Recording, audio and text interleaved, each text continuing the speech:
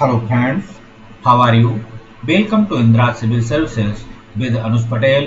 हम लोग UPPCS pre 2020 और साथ ही भविष्य में होने वाली अन्य प्रारंभिक परीक्षाएं और साथ ही मुख्य परीक्षाओं के संदर्भ में ये वीडियो एक क्विक रिवीजन की श्रृंखला के रूप में है। खासकर प्रारंभिक परीक्षा यूपीपीसीएस प्री 2020 आगे आने वाली भविष्य की जो परीक्षाएं हैं उन सभी परीक्षाओं में ये वीडियो या ये श्रृंखलाएं जो क्विक रिवीजन की एक श्रृंखला है काफ़ी हेल्पफुल साबित होगी। आप इससे चीज़ों को रिवाइज कर सकते हैं। इस क्रम में हम अब इंडियन ज्योग्राफी की एक श्रृंखला शुरू कर रहे हैं जो अभी पहला पार्ट है। हम कंप्लीट करने की कोशिश करेंगे कि इसे एक पार्ट में कंप्लीट कर दें। अगर नहीं हो सकेगा तो हम दूसरे पार्ट में इसे कंप्लीट करेंगे। तो चलिए स्टार्ट करते हैं इसे हम। तो ये है आपकी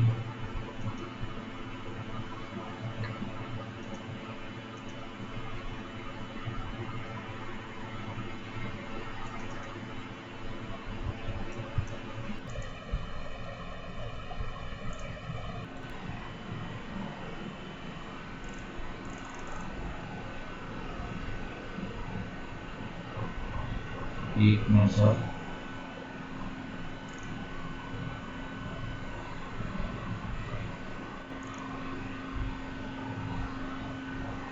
अब इसे आप देख सकते हैं ये भारत की श्रृंखला है, ये भारत का भूगोल है। ठीक, ये राज होलकर नामक व्यक्ति हैं, इसे आप देख सकते हैं, इनका नोट्स है। ठीक है, हम सिर्फ बता रहे हैं आपको। आप देख सकते हैं भारत की भौतिक संरचना के संदर्भ में तो आप देखेंगे भूगर्भीय संरचना की दृष्टि से भारतीय उपमहाद्वीप को 4 भौतिक विभागों में बांटा गया है। आप देख सकते हैं उत्तर पर्वतीय प्रदेश, हिमालय, सतलज, गंगा, ब्रह्मपुत्र का मैदान, जिसे सतलज और गंगा के बीच का मैदान है वो ब्रह्मपुत्र है। दक्षिण का प्रायद्वीप पठार है और तटीय मैदान और डीपी मैदान के संदर्भ में आप देख सकते हैं उत्तर पर्वतीय प्रदेशों के संदर्भ में तो देखेंगे उत्पत्ति और उत्थान। तो आप देखेंगे प्लेट विवर्तनिकी सिद्धांत के अनुसार हिमालय की उत्पत्ति 2 महाद्वीपों के आपस में टकराने से हुई। ठीक है, आप देख सकते हैं आज जहां हिमालय पर्वत स्थित है वहां कभी एक विशाल टेथिस सागर हुआ करता था।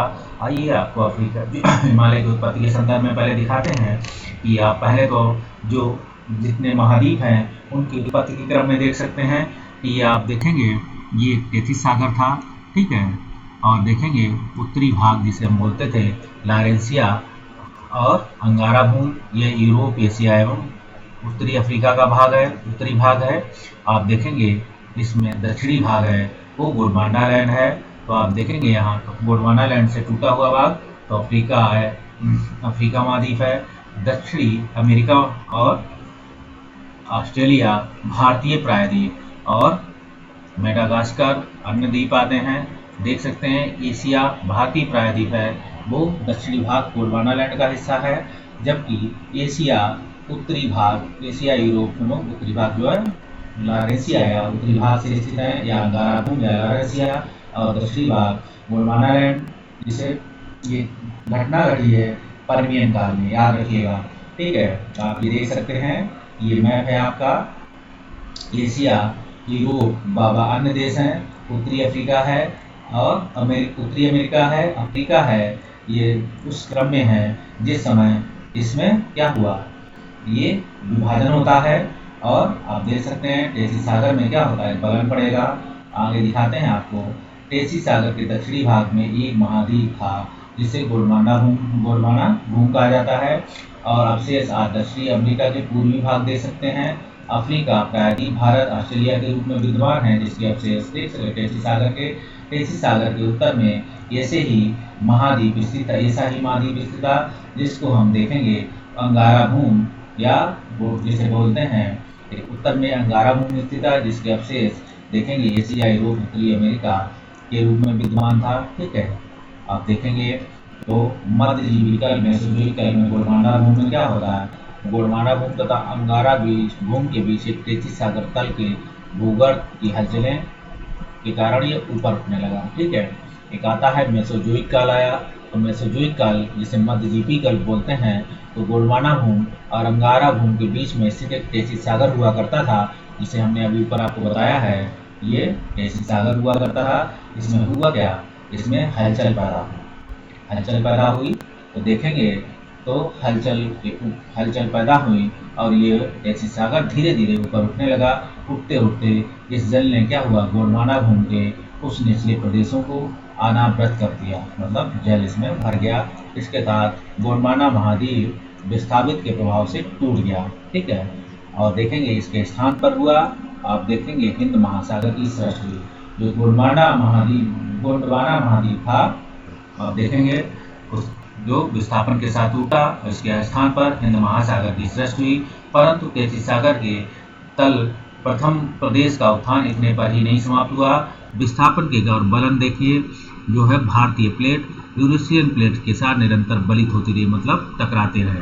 आप देखेंगे टेसी सागर का तल आज जो है प्रदेश अधिक ऊंचा उठता गया। टेसी सागर फलस्वरूप कुछ ऐसी पर्वत श्रेणियां जिन्हें हम चीन से लेकर यूरोप तक फैली हुई पाते हैं, अल्पाइन समूह की पर्वत श्रेणियां भी इन्हें कहते हैं, जो जिसका हिमालय पर्वत भी एक भाग है, अल्पाइन समूह में है। हिमालय की उत्पत्ति टर्सरी काल में हुई है। ध्यान रखिएगा, क्वेश्चन पूछा जा सकता है। आगे बात करें अगर हम, हिमालय विश्व की नवीनतम मोड़दार पठार जो चट्टानें या बलित पर्वतमालाएं हैं। ठीक है, कश्मीर से अरुणाचल प्रदेश तक हिमालय पर्वत श्रृंखला 2500 किलोमीटर की लंबाई में फैली है। आगे हम बात करें, पूर्व में इसकी चौड़ाई 150 है, पश्चिम में देखेंगे 500 है। हिमालय पर्वत श्रृंखला की औसत ऊंचाई 6000 मीटर है। हिमालय पूर्व की अपेक्षा पश्चिम में अधिक चौड़े होने के कारण हिमालय क्या है, पूर्व की अपेक्षा पश्चिम में क्या है, अधिक चौड़ा होने के कारण पश्चिम की अपेक्षा पूर्व में दबाव बल का अधिक होना है। आप देख सकते हैं कि जैसे जो बात है कि हिमालय पूर्व की अपेक्षा पश्चिम में अधिक चौड़ा होने के कारण कैसा है, हिमालय पूर्व की अपेक्षा दबाव बल का अधिक होना। जो आप देखेंगे कि जो यूरेशियाई प्लेट है, भारतीय प्लेट है, वो क्या कर रही है, पश्चिम की ओर क्या दबाव जाना पड़ रहा है। दबाव बल अधिक होने के कारण पूर्वी हिमालय पश्चिमी हिमालय की अपेक्षा अधिक ऊंचा है। तो आप देखेंगे इसी दबाव बल के कारण पश्चिमी हिमालय जो है पूर्वी हिमालय पश्चिमी हिमालय की अपेक्षा अधिक ऊंचा है।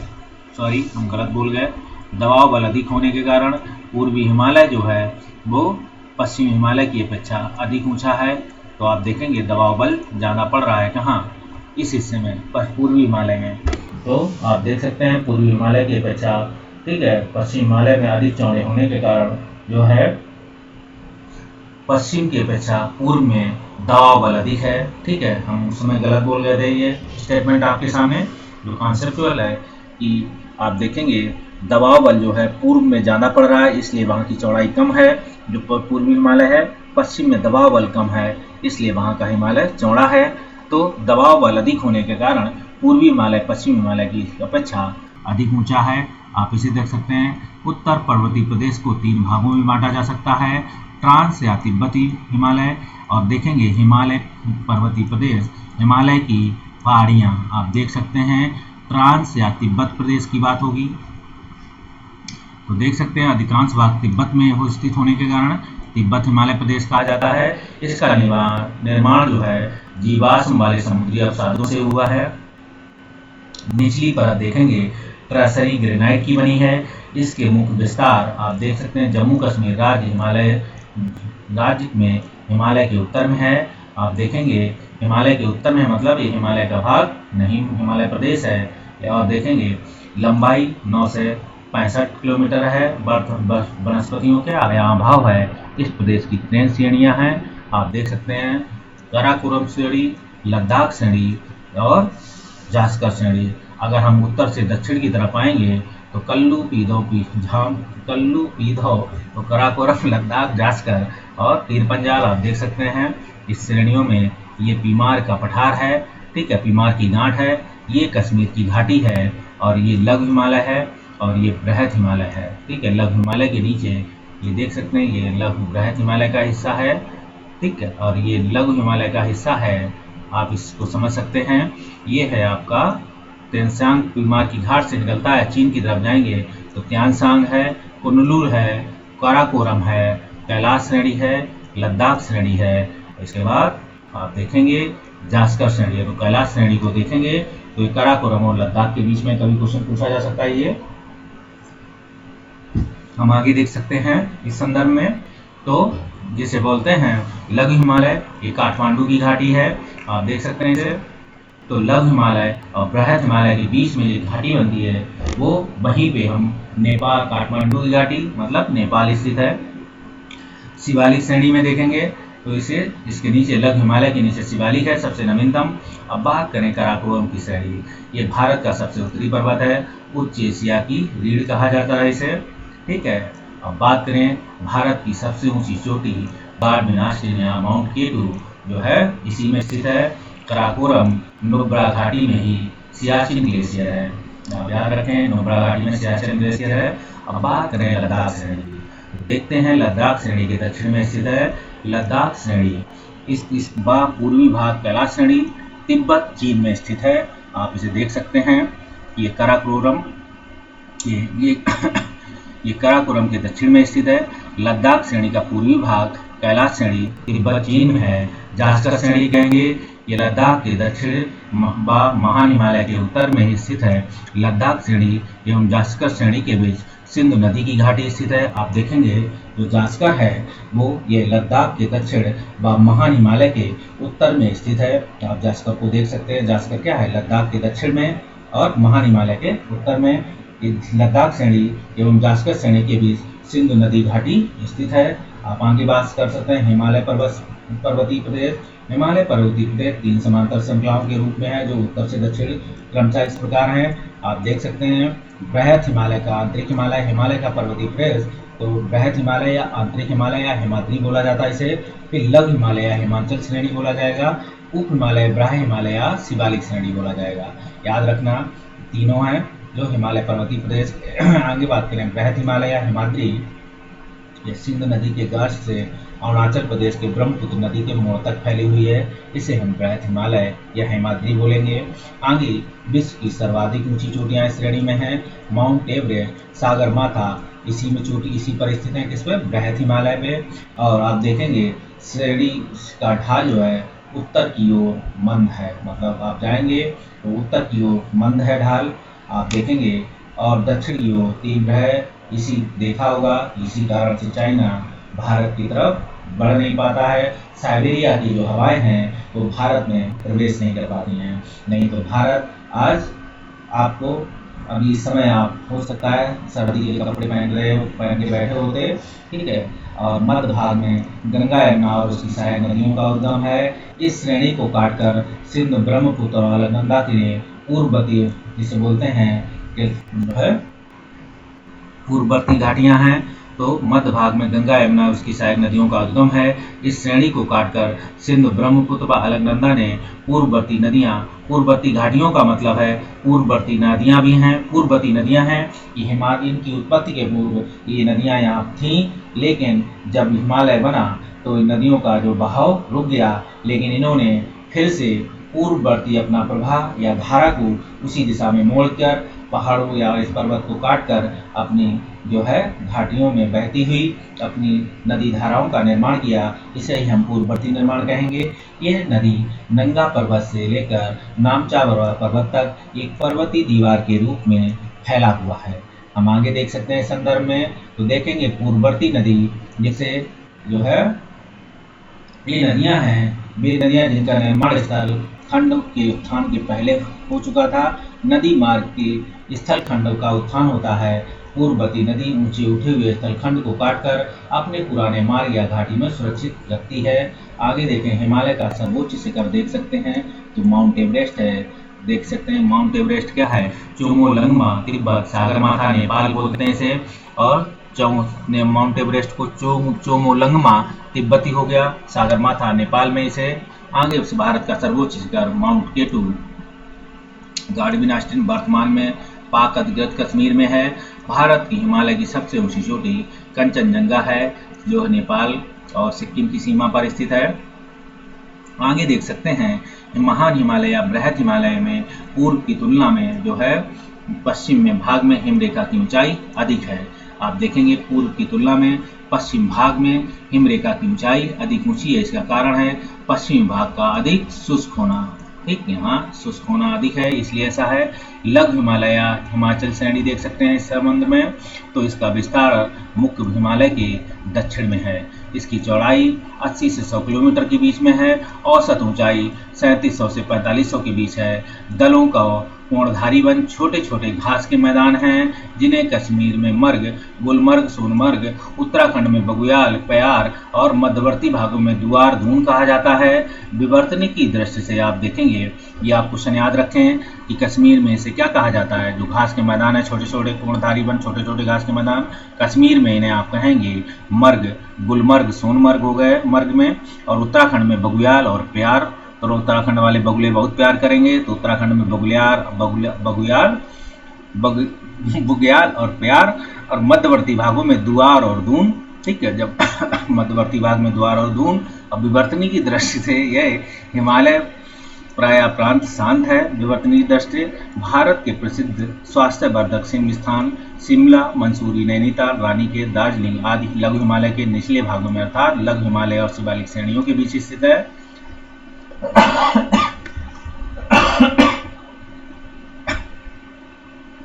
ठीक है,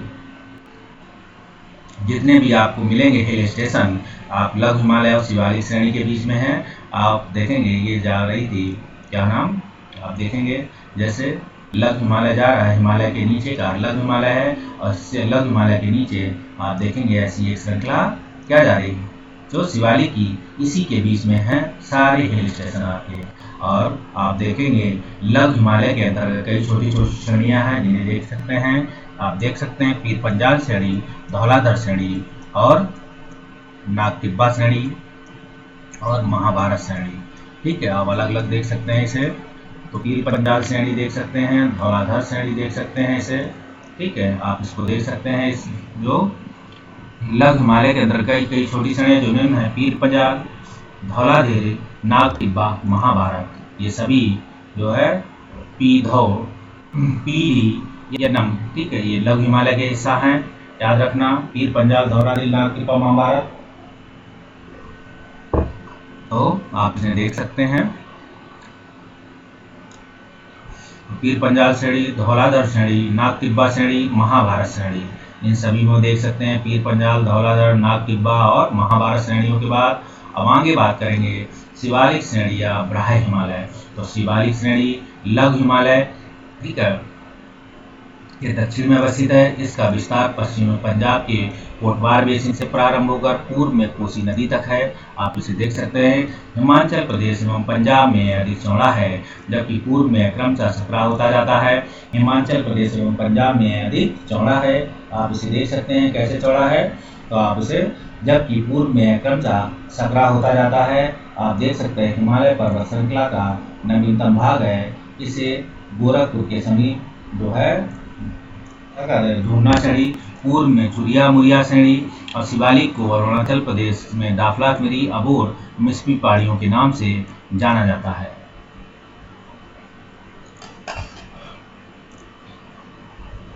आप देख सकते हैं इसे। तो जबकि आप इसे देखेंगे हिमाचल प्रदेश का पंजाब में अधिक चौड़ा है। इसमें पश्चिम में पंजाब के कोटवार बेसिन से प्रारंभ होकर पूर्व में कोसी नदी तक है। हिमाचल प्रदेश एवं पंजाब में अधिक चौड़ा है, जबकि पूर्व में अधिक क्रमशः सकरा होता जाता है। आगे बात करें, हिमालय पर्वत श्रृंखला का नवीनतम भाग है। इसे गोरखपुर के समीप ढूंढना श्रेणी, पूर्व में चुरिया मुरिया और शिवालिक को अरुणाचल प्रदेश, ठीक है, शिवालिक को अरुणाचल प्रदेश में डफला, मेरी, अबोर देखेंगे अरुणाचल प्रदेश में डफला, मेरी, अबोर और मिस्मी पहाड़ियाँ अरुणाचल प्रदेश में हैं। ठीक है, आप देखेंगे इसे AMDM वाली पहाड़ियाँ अभी आपको बताएंगे जब हम पढ़ाएंगे आपको मैप, तो देखेंगे डफला, मेरी, अबोर, मिस्मी पहाड़ियाँ अरुणाचल प्रदेश में हैं। शिवालिक, ये सभी शिवालिक श्रेणी या बृहद हिमालय का हिस्सा हैं, आती हैं, इसमें नाम से जाना जाता है। शिवालिक को लघु हिमालय से अलग करने वाली घाटियों को पश्चिम में दून, पूर्व में द्वार कहते हैं। आगे देख सकते हैं संदर्भ में पूर्वांचल की पहाड़ियाँ ये भारत के उत्तर पूर्वी भागों में फैली हैं। इनमें से कई भारत और म्यांमार की सीमा रेखा में फैली है और कई आंतरिक हिस्से में, जैसे पटकाई नागा पहाड़ियाँ, मिजो पहाड़ियाँ, तो आप देख सकते हैं पूर्वांचल पहाड़ियों में। ठीक है, तो आप पूर्वांचल की पहाड़ियाँ आप जाएंगे सीधे किधर, भारत और म्यांमार की सीमा के हिस्से में, उत्तर पूर्वी भागों में, तो आप देख सकते हैं कहाँ, मणिपुर की तरफ जाएंगे जहाँ ब्लू माउंटेन भी मिलेगा।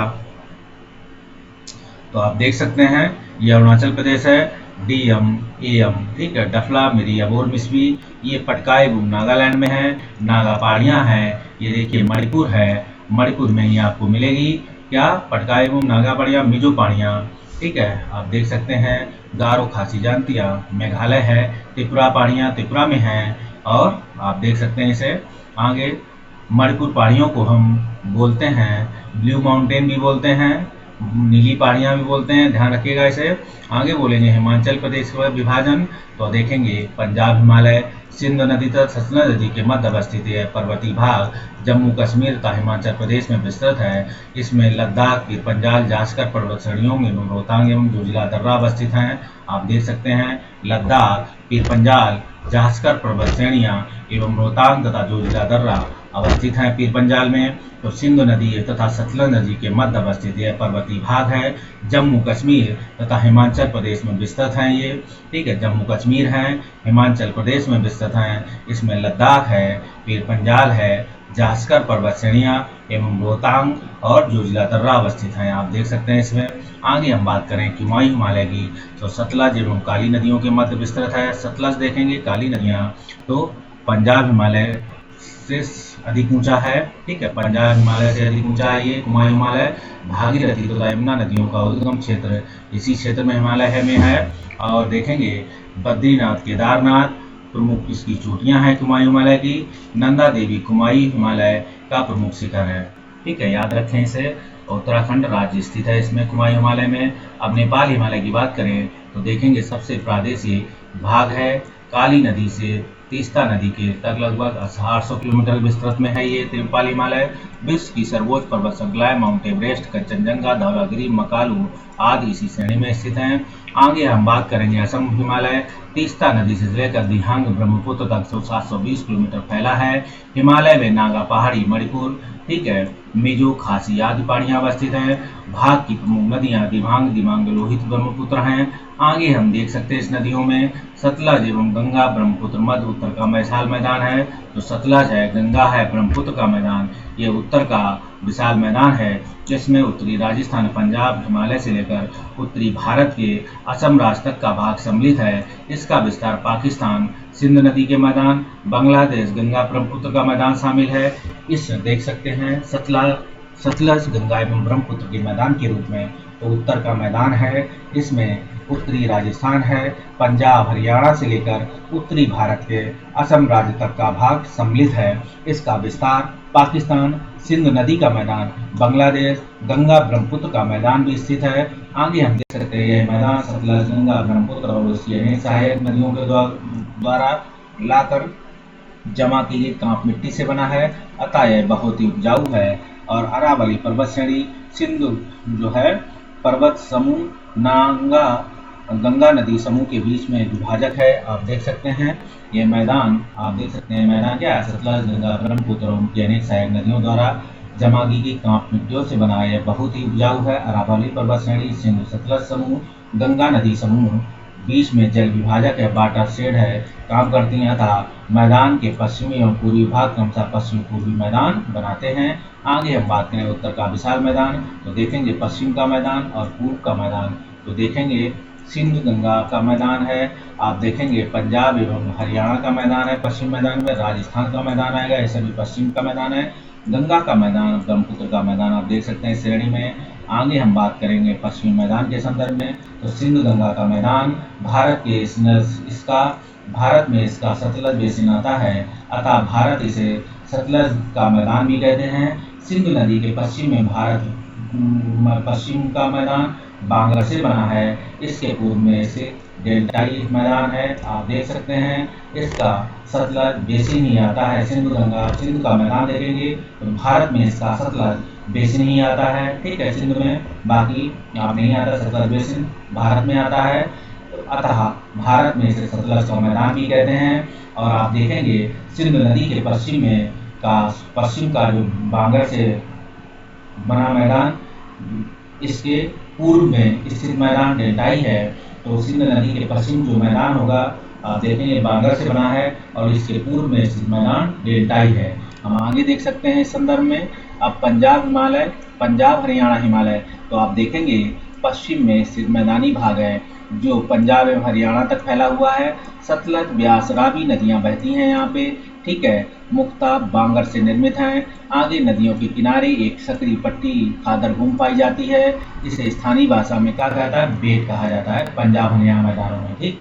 इस मैदान को 5 द्वीप क्षेत्र में बांटा गया है, ठीक है। आप देख सकते हैं बिस्ट द्वीप, आपको याद बता दें इसके जो फार्मूले बिस्ट में ही देख लीजिए, ब्यास और सतलज छिपा हुआ है। आगे बारी में देखेंगे ब्यास और रावी छिपा हुआ है। आगे देखेंगे रचना में देखेंगे रचना में रावी और चिनाब छिपा हुआ है, इसलिए आपको बहुत ज़्यादा ध्यान नहीं देना है। 4 हिमालय कहेंगे चिनाब और झेलम के बीच में है। सिंधु सागर तो आप देखेंगे तो सिंधु सागर, चिनाब, झेलम एवं चिनाब, बस यही एक आपको देखना है कि सिंधु सागर द्वीप में ही जो है झेलम, चिनाब एवं सिंधु नदी के बीच में है। बाकी आप सभी में देख सकते हैं जो ऑलरेडी हिडन है चीज़ें। आगे हम बात करेंगे राजस्थान का मैदान। इसका विस्तार अरावली के पश्चिम से लेकर भारत पाकिस्तान की सीमा तक है। इसकी मुख्य नदी लूनी है जो कच्छ के रण में विलीन हो जाती है। सांबर, डीडवाना इस मैदान की प्रमुख नमकीन झीलें हैं। और देखेंगे आप सांबर भारत की सबसे बड़ी स्थलीय झील है या नमक झील है, आप देख सकते हैं। अब पूर्वी मैदान की बात करें तो देखेंगे पूर्वी मैदानों में गंगा का मैदान, इस मैदान का विस्तार उत्तर प्रदेश, बिहार, बंगाल, ठीक है। इस मैदान की गहराई अधिक है, आप याद रखना। गंगा का मैदान को धरातल के विचार के 2 भागों में बांटा गया है, बांगर, खादर, ठीक है। आप देख सकते हैं बांगर कहा जाता है प्राचीन जलोढ़ मिट्टी को निर्मित मैदान। खादर की तुलना में अधिक ऊंचा होता है। प्रदेश में बाढ़ का पानी सामान्यतः नहीं पहुंच पाता। बांगर मिट्टी को देखेंगे कुछ क्षेत्रों में अधिक ऊंचाई के कारण कहीं कहीं भूमि पर क्या है, नमक की सफेद परत जम जाती है, जिसे रे या कलर कहते हैं। आगे बात करें तो देखेंगे बांगर भूमि को 2 क्षेत्रीय विभेद किए गए हैं, जिसे बारिंद का मैदान बोलेंगे। बारिंद के मैदान में देखेंगे बारिंद का मैदान बंगाल के डेल्टाई क्षेत्रों में स्थित है। वास्तविक रूप से गंगा का प्राचीन डेल्टा है। आगे हम बात करेंगे भूर, जिसे हम क्षेत्र कहते हैं। इसका निर्माण हवा द्वारा निक्षेपण से हुआ है। आज बांगर उच्च भूमि पर एक लगातार कटक के रूप में पाया जाता है। इसमें बालू की मात्रा अधिक पाई जाती है। अब आगे क्षेत्र की बात करें खादर की तुलना में तो ये नमी जलोढ़ से जमा एक बना होता है। अपेक्षाकृत देखेंगे नीचा प्रदेश है। नदियों का पानी लगभग प्रति वर्ष पहुँचता है, आवश्यक उपजाऊ बना रहता है। बिहार, उत्तर पूर्वी प्रदेश, पश्चिम बंगाल वैसे प्रदेश इसमें शामिल हैं। आप देखेंगे जो नदी घाटियों से सटे हैं खादर के अंतर्गत आते हैं। पंजाब में इसे बेट कहा जाता है। आगे हम देख सकते हैं संदर्भ में दक्षिण का प्रायद्वीप पठार, तो भारत की नहीं विश्व का प्राचीनतम पठार है। ये आर्कियन काल का चट्टानों से बना है। इसका कोई भाग समुद्र के नीचे नहीं डूबा, याद रखना। दक्षिण जो है इसका कोई भी भाग समुद्र के नीचे नहीं डूबा है। विवर्तनीय प्लेट के शांत होने के कारण भूकंप आने की संभावना काफी कम है। अरावली, कैमूर ठीक है, और राजमहल, शिलांग की पहाड़ियां प्रायद्वीप पठार की सीमा बनाती हैं। तो आप देख सकते हैं अरावली, कैमूर, राजमहल, शिलांग जो पहाड़ियां हैं प्रायद्वीप पठार की सीमा या इसका ही जो है सीमा या अंतिम भाग है या इसका ही हिस्सा है, याद रखना। तो देख लेना अरावली, कैमूर, राजमहल, शिलांग ये सभी प्रायद्वीप पठार की उत्तरी सीमा बनाती हैं। इसका दक्षिणी छोर कन्याकुमारी है। पूर्वी सीमा पर स्थित पूर्वी घाट है। पश्चिमी सीमा पर स्थित पश्चिमी घाट अवस्थित है। आप देख सकते हैं अफ्रीका से भारत के अलग होने के क्रम में अरब सागर के रूप में भ्रंश घाटी का निर्माण हुआ, ठीक है। आप देखेंगे जब अफ्रीका से भारत अलग हुआ था उसी सागर क्रम में अरब सागर के रूप में जो है एक भ्रंश घाटी का निर्माण होता है। भ्रंश कगार के रूप में पश्चिमी घाट पर्वत बन गया। एक होता है देखेंगे अफ्रीका के भारत से अलग हुआ तो आप देखेंगे अरब सागर के रूप में भ्रंश घाटी बनी और देखेंगे कगार के रूप में पश्चिमी घाट बन गया। आप पर्वत बना प्रायद्वीपी, आप देख सकते हैं प्रायद्वीपी भारत के पश्चिमी तट पर तीव्र ढाल की भ्रंश घाट जो है घोषित करती है। आगे बात करें नर्मदा एवं ताप्ती नदी घाटियों में दो असमान भागों में बांटा गया है। उत्तरी भाग को मालवा का पठार और दक्षिणी भाग को दक्कन का ट्रैप कहते हैं। आप देख सकते हैं उत्तरी भाग को मालवा का पठार और दक्षिणी भाग को दक्कन ट्रैप। ठीक, उत्तरी भाग मालवा और दक्षिणी भाग दक्कन। तो उत्तर भाग में मालवा, उत्तर में माल है, दक्षिण में दक्कन है। ठीक है, आप देख सकते हैं मालवा का पठार उत्तर जो इसके और पठार के उत्तर पश्चिमी भाग में दरारी उद्वेलन से लावा के प्रवाह से दक्कन ट्रैप का निर्माण हुआ है। इसलिए आप देखेंगे यहाँ पे जो है आपको क्या मिलेगा, अछारी मिट्टी। आगे बात करें प्रायद्वीप पठार का पठार, तो देखेंगे प्रायद्वीप पठार में अलाहाबादी पर्वत हो गया, मध्यवर्ती उच्च भूमि हो गई, दक्कन का पठार होता है, पूर्व का पठार होता है, पूर्वी घाट हो गया, पश्चिमी घाट पर्वत हो गया। याद रखिएगा इसे।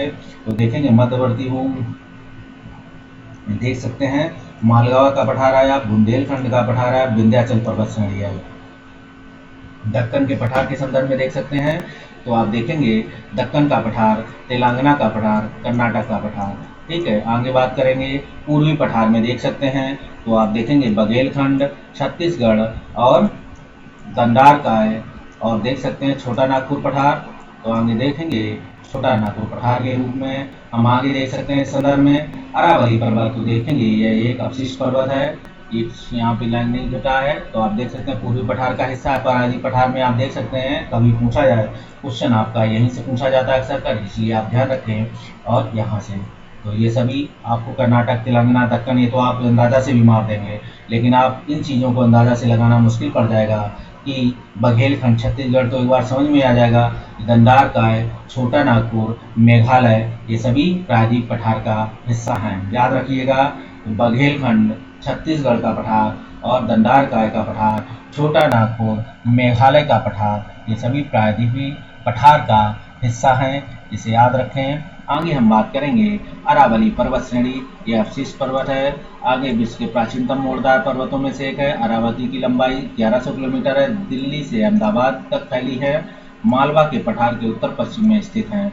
और देख सकते हैं अरावली का सर्वोच्च शिखर आप देखेंगे तो ध्रुव शिखर है। अब मध्यवर्ती उच्चभूमि के दुर्गम में देख सकते हैं तो मालवा के पठार के संदर्भ में ये नर्मदा एवं ताप्ती नदियों के विंध्याचल पर्वत के उत्तर पश्चिम में फैला है। उसकी ऊंचाई 800 मीटर है, ग्रेनाइट जैसी कठोर चट्टानों से बना है, लावा निक्षेपों से निर्मित है, काली मिट्टी यहाँ पाई जाती है। यहाँ बहने वाली प्रमुख नदियाँ हैं चंबल, बनास, सिंध, माही, बेतवा। आगे हम बात करेंगे बुंदेलखंड का पठार, ये मालवा पठार के पूर्व में स्थित है। इसकी स्थलाकृति नीस, क्वार्टर एवं गहन अपरदन से विकसित हुई है। चंबल नदी के द्वारा बने महाखंडों के कारण इस प्रदेश को उत्खात भूमि का प्रदेश कहते हैं। बुंदेलखंड को क्या कहते हैं? Badland topography.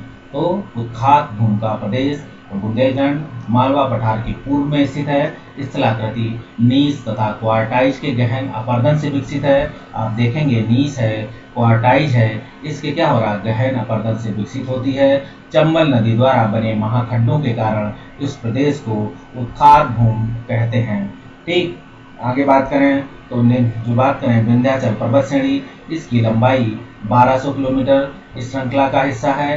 भारी अपरदन हो चुका है। औसत ऊंचाई 500 से 700 किलोमीटर है। पश्चिमी भाग में लावा है परंतु पूर्वी भाग पर लावा नहीं है। ध्यान रखना विंध्याचल पर्वत संदर्भ में तो 12 श्रृंखला का अपरदन हो चुका है। एक तरीके से ये भी क्या है, प्राचीन श्रृंखलाओं में है। इसकी औसत ऊंचाई देख सकते हैं, ठीक है, 500-700 मीटर है। इसका पश्चिमी भाग पर लावा है परंतु पूर्वी भाग पर लावा नहीं है।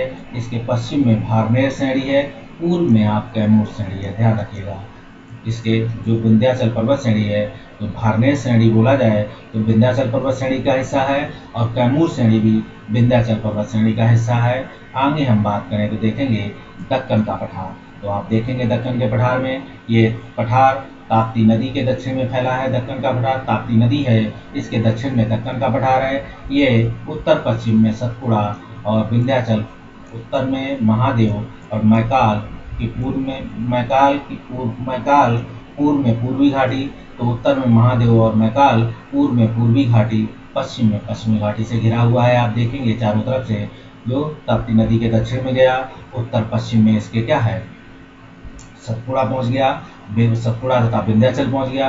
उत्तर में आपके महादेव हो गया, मतलब ये हो गया उत्तर पश्चिम, ये हो गया आपका, तो देख सकते हैं यहाँ आपको पूरा सतपुड़ा तथा विंध्याचल इसके उत्तर पश्चिम हो गया। उत्तर में महादेव महाकाल बैठ गया है और पूर्व में पूर्वी घाटी और पश्चिम में पश्चिमी घाटी से घिरा हुआ है। क्रेटेशियस एवं पूर्व टर्सरी काल में होने वाली ज्वालामुखी उद्गार से निकलने वाले बेसिक लावा से इसका निर्माण हुआ है। आगे बात करें इसके, तो आप देखेंगे कि इसकी जो है समानता ढाल उत्तर एवं दक्षिण से दक्षिण तथा दक्षिण पूर्व की ओर है। इसी कारण इस पठार की नदियां पूर्व वाहिनी हैं।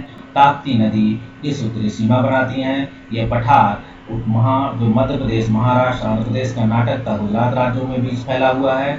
आगे हम बात करेंगे, इसे 3 विभागों में विभाजित किया जा सकता है। आप देख सकते हैं दक्कन का पठार महाराष्ट्र है, तेलंगाना का पठार है और मैसूर कर्नाटक का पठार है। हम आगे बात करें तो दक्कन का पठार लावा महाराष्ट्र में देखेंगे। यह मूलतः लावा निर्मित है, बेसाल्ट से निर्मित है। लावा की लंबाई 2000 किलोमीटर, इसकी औसत ऊंचाई 300 से 900 किलोमीटर ऊंची है। तेलंगाना के पठार की बात करेंगे, इसका फैलाव आंध्र प्रदेश के आंतरिक भागों में है। इसकी उत्तरी सीमा पठारी है। आप देखेंगे दक्षिणी हिस्सा मैदानी रूप में, तालाब निर्माण के लिए अनुकूल आर्द्रकलती है। इसी कारण इस क्षेत्र में तालाब सर्वाधिक पाए जाते हैं। गोदावरी नदी इस पठार के 2 भागों में विभाजित करती है। अब आगे देख सकते हैं मैसूर कर्नाटक का पठार, यह मुख्यतः आर्कियन ग्रेनाइट नीच चट्टानों से निर्मित बना है। आप देख सकते हैं जो मैसूर यह आर्कियन ग्रेनाइट तथा नीच चट्टानों से बना है।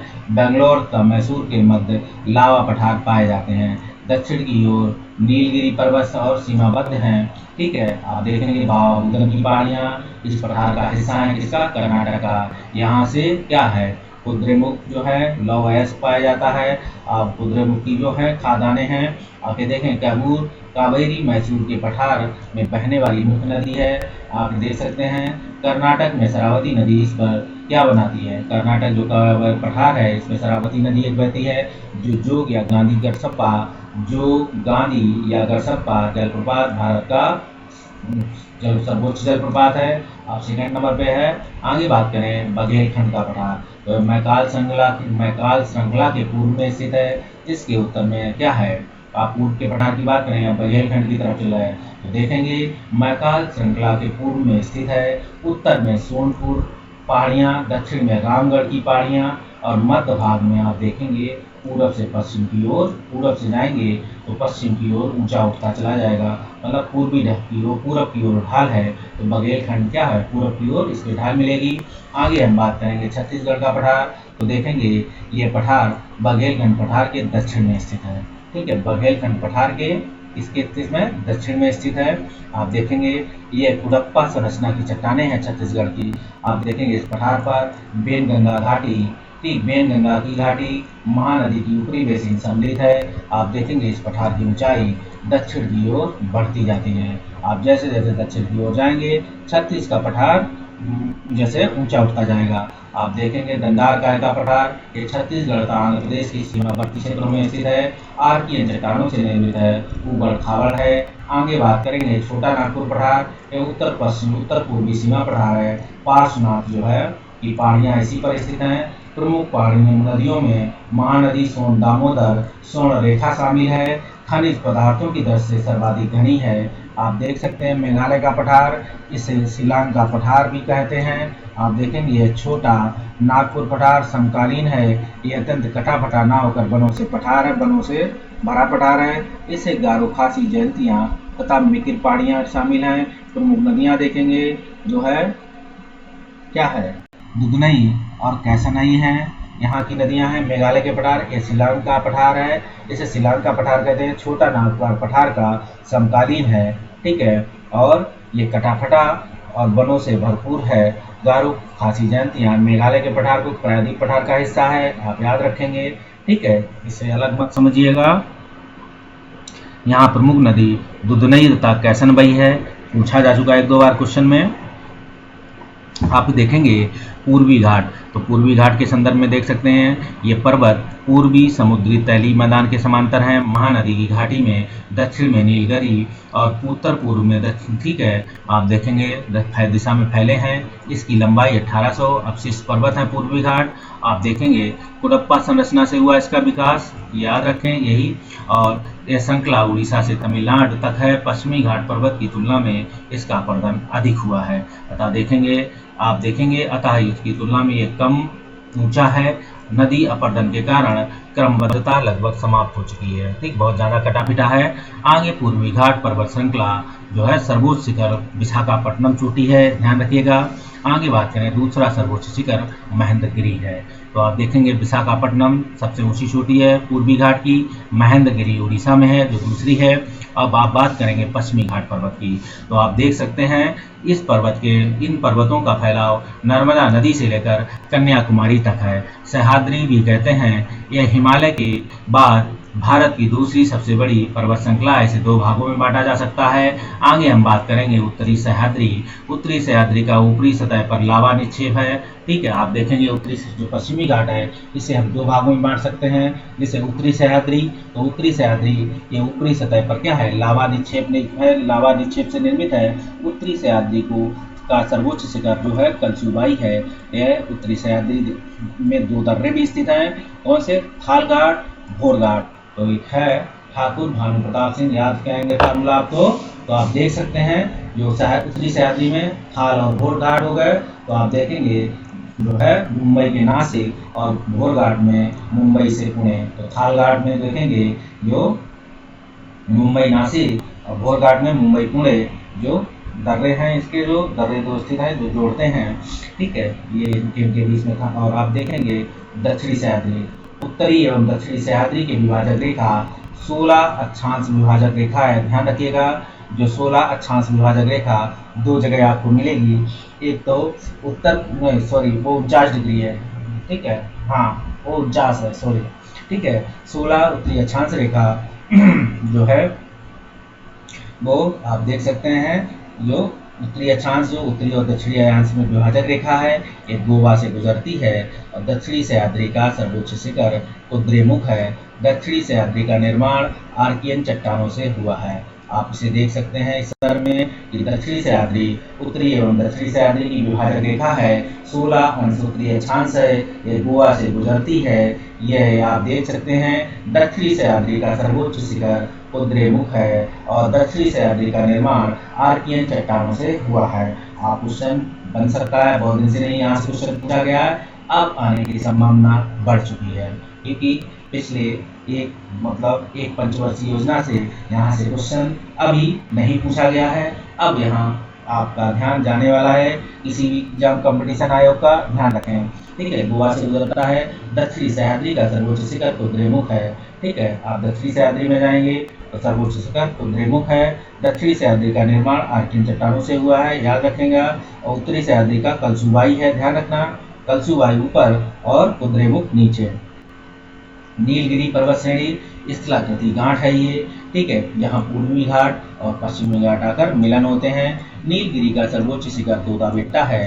तो आप देखेंगे जो दादा लोग होते थे वो क्या करते थे, धोती पहनते तो नील लगा के पहनते थे, ठीक। तो दोदा बेट्टा जो नीलगिरी, तो दोदा बेट्टा जो है दोदा बेट्टा है, नीलगिरी का सर्वोच्च शिखर दोदा बेट्टा है। दक्षिण भारत का दूसरा सर्वोच्च शिखर है, दक्षिण भारत का सर्वोच्च शिखर है अनाई मुड़ी, जिसकी मुड़ी निकली उसकी लंबाई ज़्यादा है, ऊंचाई ज़्यादा होगी। तो आप देख सकते हैं अनाई मुड़ी। और जो अन्ना मलाई खाने के लिए जो है अनाई मुड़ी निकालेंगे, मुड़ी निकाली नहीं, ये उसकी ऊंचाई ऊंची हुई नहीं, तो ये दक्षिण भारत का सर्वोच्च शिखर हो गया। आगे हम बात करेंगे जो देखेंगे तटीय मैदान या द्वीप। तो तटीय मैदानों के संदर्भ में देख सकते हैं, पश्चिम तटीय मैदान है, पूर्व तटीय मैदान है। तो देखेंगे गुजरात का मैदान है, कोंकण तट का मैदान है, कर्नाटक का मैदान है, मालाबार तटीय मैदान है। ये सभी क्या हैंगे, गुजरात, कोंकण, कर्नाटक, मालाबार, ये सभी पश्चिम तटीय मैदान है। उत्कल का मैदान और आंध्र प्रदेश के काकीनाडा का मैदान, ठीक है, आंध्र प्रदेश उत्कल, उड़ीसा, आंध्र प्रदेश काकीनाडा, तमिलनाडु या कोरामंडल तटीय प्रदेश बोलेंगे, इसे ध्यान रखिएगा। जब विभाजन करेंगे भारत के नीचे का समुद्र तटीय प्रदेशों को, तब इससे आप वहाँ काम आएगा। आगे हम बात करेंगे पश्चिम तटीय मैदान। इस मैदान का विस्तार सूरत से कन्याकुमारी या खंबात की खाड़ी से कन्याकुमारी अंतर्द्वीप तक अरब सागर के तट पर और पश्चिमी घाट के बीच में फैले हैं। आप देख सकते हैं इस मैदान का विस्तार सूरत से कन्याकुमारी तक जाएंगे। ठीक है, सूरत मतलब गुजरात और कन्याकुमारी तक पश्चिम तटीय मैदान गए। आप खंबात की खाड़ी से निकलेंगे और कुमारी अंतर्द्वीप तक जो अरब सागर के तट और पश्चिमी घाट के बीच में फैले हैं, तो आप कहेंगे सूरत से कन्याकुमारी या खंबात की खाड़ी या कुमारी अंतर्द्वीप तक जो अरब सागर के तट के किनारे किनारे पश्चिमी घाट के रूप में फैले हुए हैं। आप आगे बात करें पश्चिमी घाट, क्या करेंगे? पश्चिमी तटीय मैदान की अधिकतम ऊंचाई गुजरात में नर्मदा नदी और ताप्ती मुहाने के करीब 80 किलोमीटर है। ठीक है, पश्चिमी तटीय मैदान में बहने वाली नदियाँ छोटी तथा तीव्रगामी होती हैं। आप देखेंगे पश्चिमी तटीय मैदान में बहने वाली नदियाँ क्या हैं? तीव्रगामी, छोटी होंगी। और उसका कारण है क्या कि इसकी जो ढाल है पश्चिमी घाट की, वो एक तो सीधी है। आप देखेंगे जब अरब सागर का जो क्या होता है, अरब सागर क्या होता है, अरब सागर का जब निर्माण होता है तो पश्चिमी घाट का बहुत सारा हिस्सा सीधा टूटकर अरब सागर में गिरा हुआ है। आप देखना तो इस तरह वहाँ देखेंगे एकदम खड़ी ढाल नहीं है। ठीक है, इसलिए वहाँ जो भी नदियाँ बहती हैं वो डेल्टा का निर्माण नहीं करती हैं, एस्टुरी का निर्माण करती हैं। आप ध्यान रखिएगा, अधिकतर मुहाने नदियां मुहाने पर डेल्टा का निर्माण न बनाकर ज्वारामुख एस्टुरी का निर्माण करती हैं। ठीक है, आगे देखेंगे पश्चिमी तट पर पस जल जो बैक वाटर पाए जाते हैं, पस जल जिन्हें केरल में कयाल कहते हैं। कहीं कहीं पस जल मतलब जो पस जल है, आप देखेंगे कहीं जल का भराव है जिन्हें कयाल, जगह जगह उदाहरण बेमनाड और अस्थाई मुड़ी देख सकते हैं। इधर पस जल एक प्रकार का लैगून है जिसका निर्माण नदियों के मुहानों पर बालू के जमाव के कारण बनता है। याद रखें, क्वेश्चन पूछा जा सकता है। पश्चिम में मैदान के चारों ओर भागों को बांटा जा सकता है। आप देखेंगे गुजरात का मैदान, गुजरात का तटवर्ती क्षेत्र है। कोंकण का मैदान, ठीक है, गुजरात का मैदान है। अब मैदानों की बात करेंगे, ये सभी मैदान आप देखेंगे चलेंगे तो ये मैदानों के निर्माण पश्चिमी तट के किनारे किनारे हो गए। पश्चिमी तट की एक रेखा है जो मैदानी क्रम में पाई जाती है किनारे किनारे। तो गुजरात का मैदान गुजरात का तटवर्ती क्षेत्र है। कोंकण का मैदान दमन से गोवा के बीच है। आप देखेंगे जो कोंकण का मैदान है वो दमन और गोवा के बीच है। और कन्नड़ का कर्नाटक का मैदान गोवा से मंगलौर के बीच है। आप देखेंगे और मालाबार का मैदान मंगलौर से कन्याकुमारी तक है। आपसे देख सकते हैं, याद रखें, क्वेश्चन बनता है यहाँ से। तो गुजरात से का तटवर्ती क्षेत्र गुजरात मैदान हो गया। कोंकण का मैदान बनेंगे दमन से गोवा। तो डीजी जो है, डीजी साहब जो है कोंकण हो गए, कोंकण गए डीजी, तो दमन से गोवा कोंकण हो गया। कोंकण पाया भी जाता है, आप देखेंगे कोंकण एरिया जो है, कोंकण भाषा है वो भी गुजरात की तरफ है, याद रखें। तो कोंकण भाषा भी उधर है, इस तरीके से याद कर सकते हैं। कन्नड़ कर्नाटक है तो आप गोवा से मंगलौर आएंगे, मंगलौर रिफाइनरी कर्नाटक में ही पाई जाती है, आप उधर से जोड़ सकते हैं इसे। मालाबार का मैदान आप देख सकते हैं मंगलौर से कन्याकुमारी, तो कन्या है तो मालाबार है, आप ध्यान से रखते याद करने के क्रम में है। आगे हम बात करेंगे गुजरात का मैदान, ये सौराष्ट्र से सूरत तक विस्तृत है, ध्यान रखिएगा। अब गुजरात का मैदान है जो सौराष्ट्र से सूरत, अब गुजरात के मैदान की बात हो रही है जिसे सौराष्ट्र से सूरत तक विस्तृत है। इसका ढाल जो है पश्चिम तथा दक्षिण पश्चिम की ओर है, ध्यान रखना। भीतरी क्षेत्र में कांप मिट्टी का अधिक उपजाऊ है, किंतु तटीय क्षेत्र में ज्वार जल भरते रहने के कारण दलदल अधिक पाए जाते हैं। सर क्रीक, पोरी क्रीक याद रखिएगा, और कच्छ की खाड़ी, खंबात की खाड़ी, जिसके कारण यह काफी कटा फटा है। ठीक है, और आप देखेंगे यहाँ सर क्रीक है, टोरी क्रीक है, कच्छ की खाड़ी है, खंबात की खाड़ी है, और आगे क्या है, काफी कटा पिटा। अब कोंकण का मैदान है जो गोवा और इसके देखते हैं गोवा तक फैला, दमन से गोवा। ठीक, आगे मैदान वर्षा अधिक होती है, काफी उपजाऊ है, आम, नारियल, चावल अधिक होता है। और देखेंगे थाल घाट एवं भोर घाट दर्रे, ठीक है, क्रमशः मुंबई गोवा दक्षिण पूर्व में स्थित है। ठीक है, और इस मैदान में होने वाले जो निकलते हैं तो देखेंगे थाल घाट में कौन सा है, मुंबई टू गोवा, और उसमें मुंबई टू पुणे भोर घाट में। ठीक है, और याद रखें भोर होगी हमेशा पुणे में, ऐसे आप याद कर लें। ठीक है, आप देखेंगे तो जो है दक्षिण की ओर क्रमशः पिंजल और नसाल और भोरगांगना ज्वारी नदियाँ बहती हैं इसमें। और बहने वाली नदियों का उत्तर से दक्षिण की ओर क्रम पिंजल, बसाक, घोरांगना, ज्वारी है। आप देखेंगे कर्नाटक मैसूर का तटीय मैदान, तो ये मैदान गोवा से मंगलोर तक है और फैला है। उत्तरी भाग 17 किंतु दक्षिणी भाग अधिक चौड़ा है। वर्षा की अधिकता के और ताप अनुकूलता के कारण सुपारी, गरम मसाले आप देखेंगे क्या है, नारियल, चावल अधिक पैदा किए जाते हैं, क्योंकि ये अधिक क्या है, यहाँ गर्मी ज़्यादा है, उष्णकटिबंधीय जलवायु है। और पूरब की ओर ढाल पाया जाता है इसका, कर्नाटक के पठार का ढाल, ठीक है, यहाँ पूरब की ओर ढाल है इसका। सीढ़ी नुमा ढाल, घाट के पश्चिमी ढाल पर काजू, केला, आम, सुपारी, कहवा, काली मिर्च, बगानी कृषि। नदियों का उत्तर से दक्षिण क्रम कालिंदी, शरावती, नेत्रावती आप देखेंगे जो है यहाँ से नदियाँ निकलती हैं। अब आगे बात करें मालाबार का तटीय मैदान, तो ये मंगलौर से कुमारी अंतरिक्ष तक का फैला हुआ क्षेत्र है। आप देखेंगे लंबे और सक्रिय अनूप यहाँ लैकून या कयाल पाए जाते हैं। आप देखेंगे पेरियार इसी क्षेत्र मैदान में बहने वाली सबसे लंबी नदी है। ये कांप और तटीय महीन लैटराइट मिट्टी से निर्मित है। यहाँ की जलवायु उष्ण एवं आर्द्र है। यहाँ का रबर, सिंकोना, कहना, गरम मसाले, पान, नारियल, लेमन, अन्न, फसल व सुरोसा, घास आदि कर्म पाए जाते हैं। आगे बात करें चाय उभरे हुए ढालों पर पैदा की जाती है। घाना एवं गन्ना की कृषि निचले मैदानों में अधिक है। और देखेंगे आणविक खनिज मोनोजाइट जिरकान पाए जाते हैं। ये मालाबार तट है, ठीक है। आणविक कण मोनोजाइट जिरकान मतलब यूरेनियम, जो यूरेनियम का काम करेंगे इधर। और भारत में इस तट पर सबसे ज़्यादा आप देखेंगे विश्व का पाया जाता है मोनोजाइट, याद रखना है इस चीज़ को। आगे बात करेंगे पूर्वी तटीय मैदान, तो देखेंगे आगे मैदान पूर्वी एवं कन्या क्या है, पूर्वी जो है पूर्वी घाट एवं समुद्र तटीय मैदानों के बीच स्वर्ण रेखा नदी से कन्याकुमारी तक फैला है। पश्चिम तटीय तट मैदान की तुलना में अधिक चौड़ा है। इसका मुख्य कारण गोदावरी, कृष्णा, कावेरी जैसी नदियां द्वारा डेल्टा का निर्माण करना है। पूर्व तटीय मैदान से बंदरगाहों की संख्या पश्चिम तटीय मैदान की अपेक्षा क्या है, कम है। आप देखेंगे कावेरी नदी जैसी नदियां डेल्टा का निर्माण करना। पूर्व तटीय बेसिन के बंदरगाहों की संख्या पश्चिम तटीय मैदान की अपेक्षा क्या है, कमी है। पूर्व तटीय मैदान में बंदरगाहों की संख्या पश्चिम तटीय मैदान की अपेक्षा कम है। कहना क्या जा रहा है, पूर्व तटीय मैदान आप देख सकते हैं पूर्वी मैदान, यह मैदान पूर्वी घाट या समुद्र के बीच में स्वर्ण रेखा नदी से कन्याकुमारी मतलब आपकी बात हो रही है। स्वर्ण रेखा नदी मतलब पश्चिम तटीय मैदानों की तुलना में यह चौड़ा अधिक है। इसका मुख्य कारण है यहाँ गोदावरी, कृष्णा, कावेरी जैसी नदियों का डेल्टा का निर्माण करना। पूर्व तटीय मैदान में बंदरगाहों की संख्या पश्चिमी तटीय बंदर की अपेक्षा कम है, ठीक है। जबकि यहाँ डेल्टा है, इसके बाद भी यहाँ बंदरगाह कम है। पूर्व तटीय मैदान में देख सकते हैं यहाँ पे ये इसे महानदी, जो पूर्व तटीय मैदान है देख सकते हैं महानदी और गोदावरी नदियों के बीच में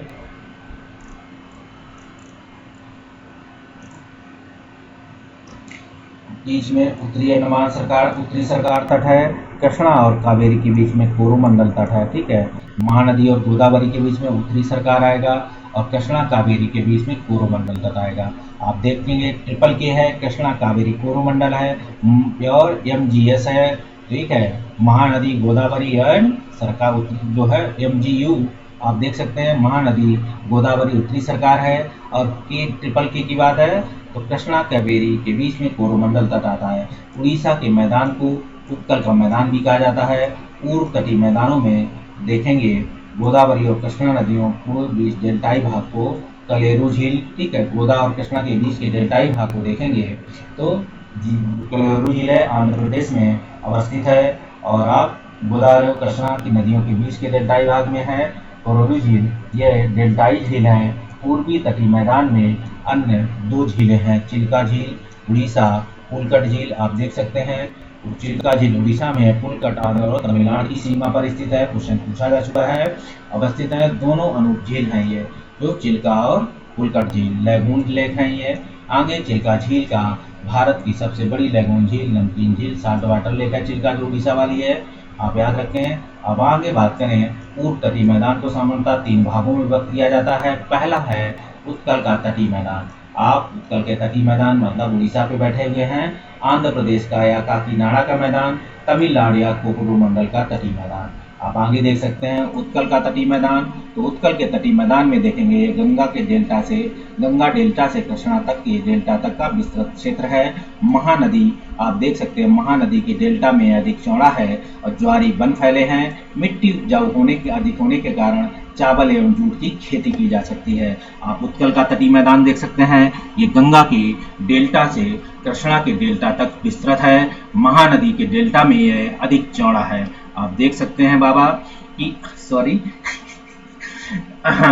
कि यह गंगा के डेल्टा से कृष्णा के डेल्टा तक विस्तृत है। महानदी के डेल्टा में अधिक चौड़ा है। आप देख सकते हैं महानदी के डेल्टा में यह अधिक चौड़ा है। यहाँ ज्वारी वन फैले हैं। मिट्टी उपजाऊ होने के कारण चावल एवं जूट की खेती की जाती है। आप याद रखें मिट्टी उपजाऊ है इसलिए चावल एवं जूट की खेती यहाँ की जाती है। हम आगे बात करें तो देख सकते हैं यहाँ आंध्र प्रदेश का काकीनाडा का तटीय मैदान। आप आंध्र प्रदेश के तटीय भाग को पुलकट झील कहा जाता है। आप देख सकते हैं आंध्रा या काकीनाडा का तटीय मैदान। तो आंध्र प्रदेश का तटीय भाग में पुलकट झील तक फैला है। ये पूर्णतः समतल उपजाऊ अवसादों के जमाव के कारण सुप्रवाहित एवं सिंचित भाग है। नारियल, केला, चावल, गन्ना, जूट, तंबाकू, कपास, तिलहन आदि के लिए पैदा किए जाते हैं। इस पर विशाखापट्टनम, काकीनाडा और मूसलीपट्टनम प्रमुख बंदरगाह हैं। आप देख सकते हैं उत्कल के मैदान के बाद जो कृष्णा और डेल्टा नदियों के बीच में विस्तृत है। अब महानदी डेल्टा में ये अधिक चौड़ा है, ज्वारीय वन है। मिट्टी उपजाऊ होने के कारण जो है क्या किया जाता है, उपजाऊ होने के कारण जो है क्या होता है, चावल एवं जूट की खेती की जाती है। आंध्र प्रदेश की बात करते हैं तो आंध्र प्रदेश या काकीनाडा का तटीय मैदान है। ये आंध्र प्रदेश का तटीय भाग में पुलकट झील फैला है। तो ये आंध्र प्रदेश के तटीय भाग में पुलकट झील है। आप देख सकते हैं ये पूर्णतः समतल के उपजाऊ अवसादों के जमाव के कारण सुप्रवाहित है, सिंचित भाग है। यहाँ नारियल, केला, चावल, गन्ना, जूट, कपास और तिलहन, दलहन आदि अधिक पैदा किए जाते हैं। इस पर विशाखापट्टनम, काकीनाडा, मूसलीपट्टनम प्रमुख बंदरगाह हैं। आगे देख सकते हैं इस मैदान में तमिलनाडु या कोरोमंडल तटीय भाग। यह मैदान पुलकट झील से लेकर और कुमारी अंतर्द्वीप तक फैला है। संपूर्ण भाग में कावेरी, पेन्नार, और क्या है बैगई और मलार बैगई आदि नदियां फैली हैं। और देखेंगे हरा भरा समतल विशेष उपजाऊ है। आगे बात करें धान, केला, गन्ना, नारियल, तिलहन, फल सब्जियां पैदा की जाती हैं। चेन्नई, तूतीकत्नम यहाँ के प्रमुख बंदरगाह हैं और मन्नार की खाड़ी यहाँ मोती के लिए प्रसिद्ध है। मन्नार की खाड़ी। आप आगे बात करें पश्चिम एवं पूर्वी तटीय नदियाँ तो आप देख सकते हैं इसे कि शंकर तटीय में पश्चिम तटीय मैदान है, पूर्व तटीय मैदान है। आप देख सकते हैं ये सकरा एवं अधिक भाग क्या है, आर्द्र है। पश्चिम तटीय मैदान आप देखेंगे अधिक चौड़ा एवं वृक्षाकार शुष्क है। ये भी देखेंगे छोटी एवं तीव्र गति नदियां बहती हैं यहाँ पश्चिमी घाट में। ये डेल्टा बनाने में समर्थ हैं, ज्वारात्मक स्थिति निर्माण करती हैं। मैदान के दक्षिणी भागों में लगून है। ठीक है, पश्चिमी तट अधिक कटा-फटा है जिसके कारण यहाँ बंदरगाह अधिक हैं। आप देख सकते हैं यहाँ क्या है, यहाँ बड़ी बड़ी नदियाँ कृष्णा, कावेरी को और महानदी डेल्टा बड़े बड़े डेल्टाओं का निर्माण करेंगी। लैगून की संख्या कम है, कटाफट कम, यह तट पर कम फटाफटा है, इस कारण बंदरगाह अपेक्षाकृत कम है इस पर पूर्वी घाट पे। आगे बात करते हैं भारत में द्वीप के संदर्भ में। देखेंगे भारतीय द्वीप प्रमुख रूप से जो है तौर पर दो भागों में बांटे जा सकते हैं। बंगाल की खाड़ी में स्थित अंडमान निकोबार द्वीप समूह, अरब सागर में केरल के तट से सटे लक्षद्वीप समूह। आप देखेंगे अंडमान एवं निकोबार द्वीप समूह में, अंडमान निकोबार द्वीप समूह में मूलतः टर्सी युग में बने सागरी बलित पर्वतों के समुद्र के ऊपरी भाग हैं। यहाँ लगभग 350 द्वीप हैं जिनमें 38 पर मानव अधिवास हैं। अंडमान और निकोबार द्वीप समूह की सर्वोच्च चोटी सैडल चोटी जो उत्तरी अंडमान द्वीप समूह पर एक मैदान बरनद्वीप भारत का एक प्रमुख सक्रिय ज्वालामुखी है। आगे बात करें भारत क्षेत्रफल एवं आबादी की दृष्टि से अंडमान निकोबार द्वीप समूह लक्षद्वीप की तुलना में बड़ा है। इंदिरा पॉइंट भारत का सबसे दक्षिणी बिंदु तथा ग्रेट निकोबार स्थित है। 10 डिग्री चैनल आप देख सकते हैं।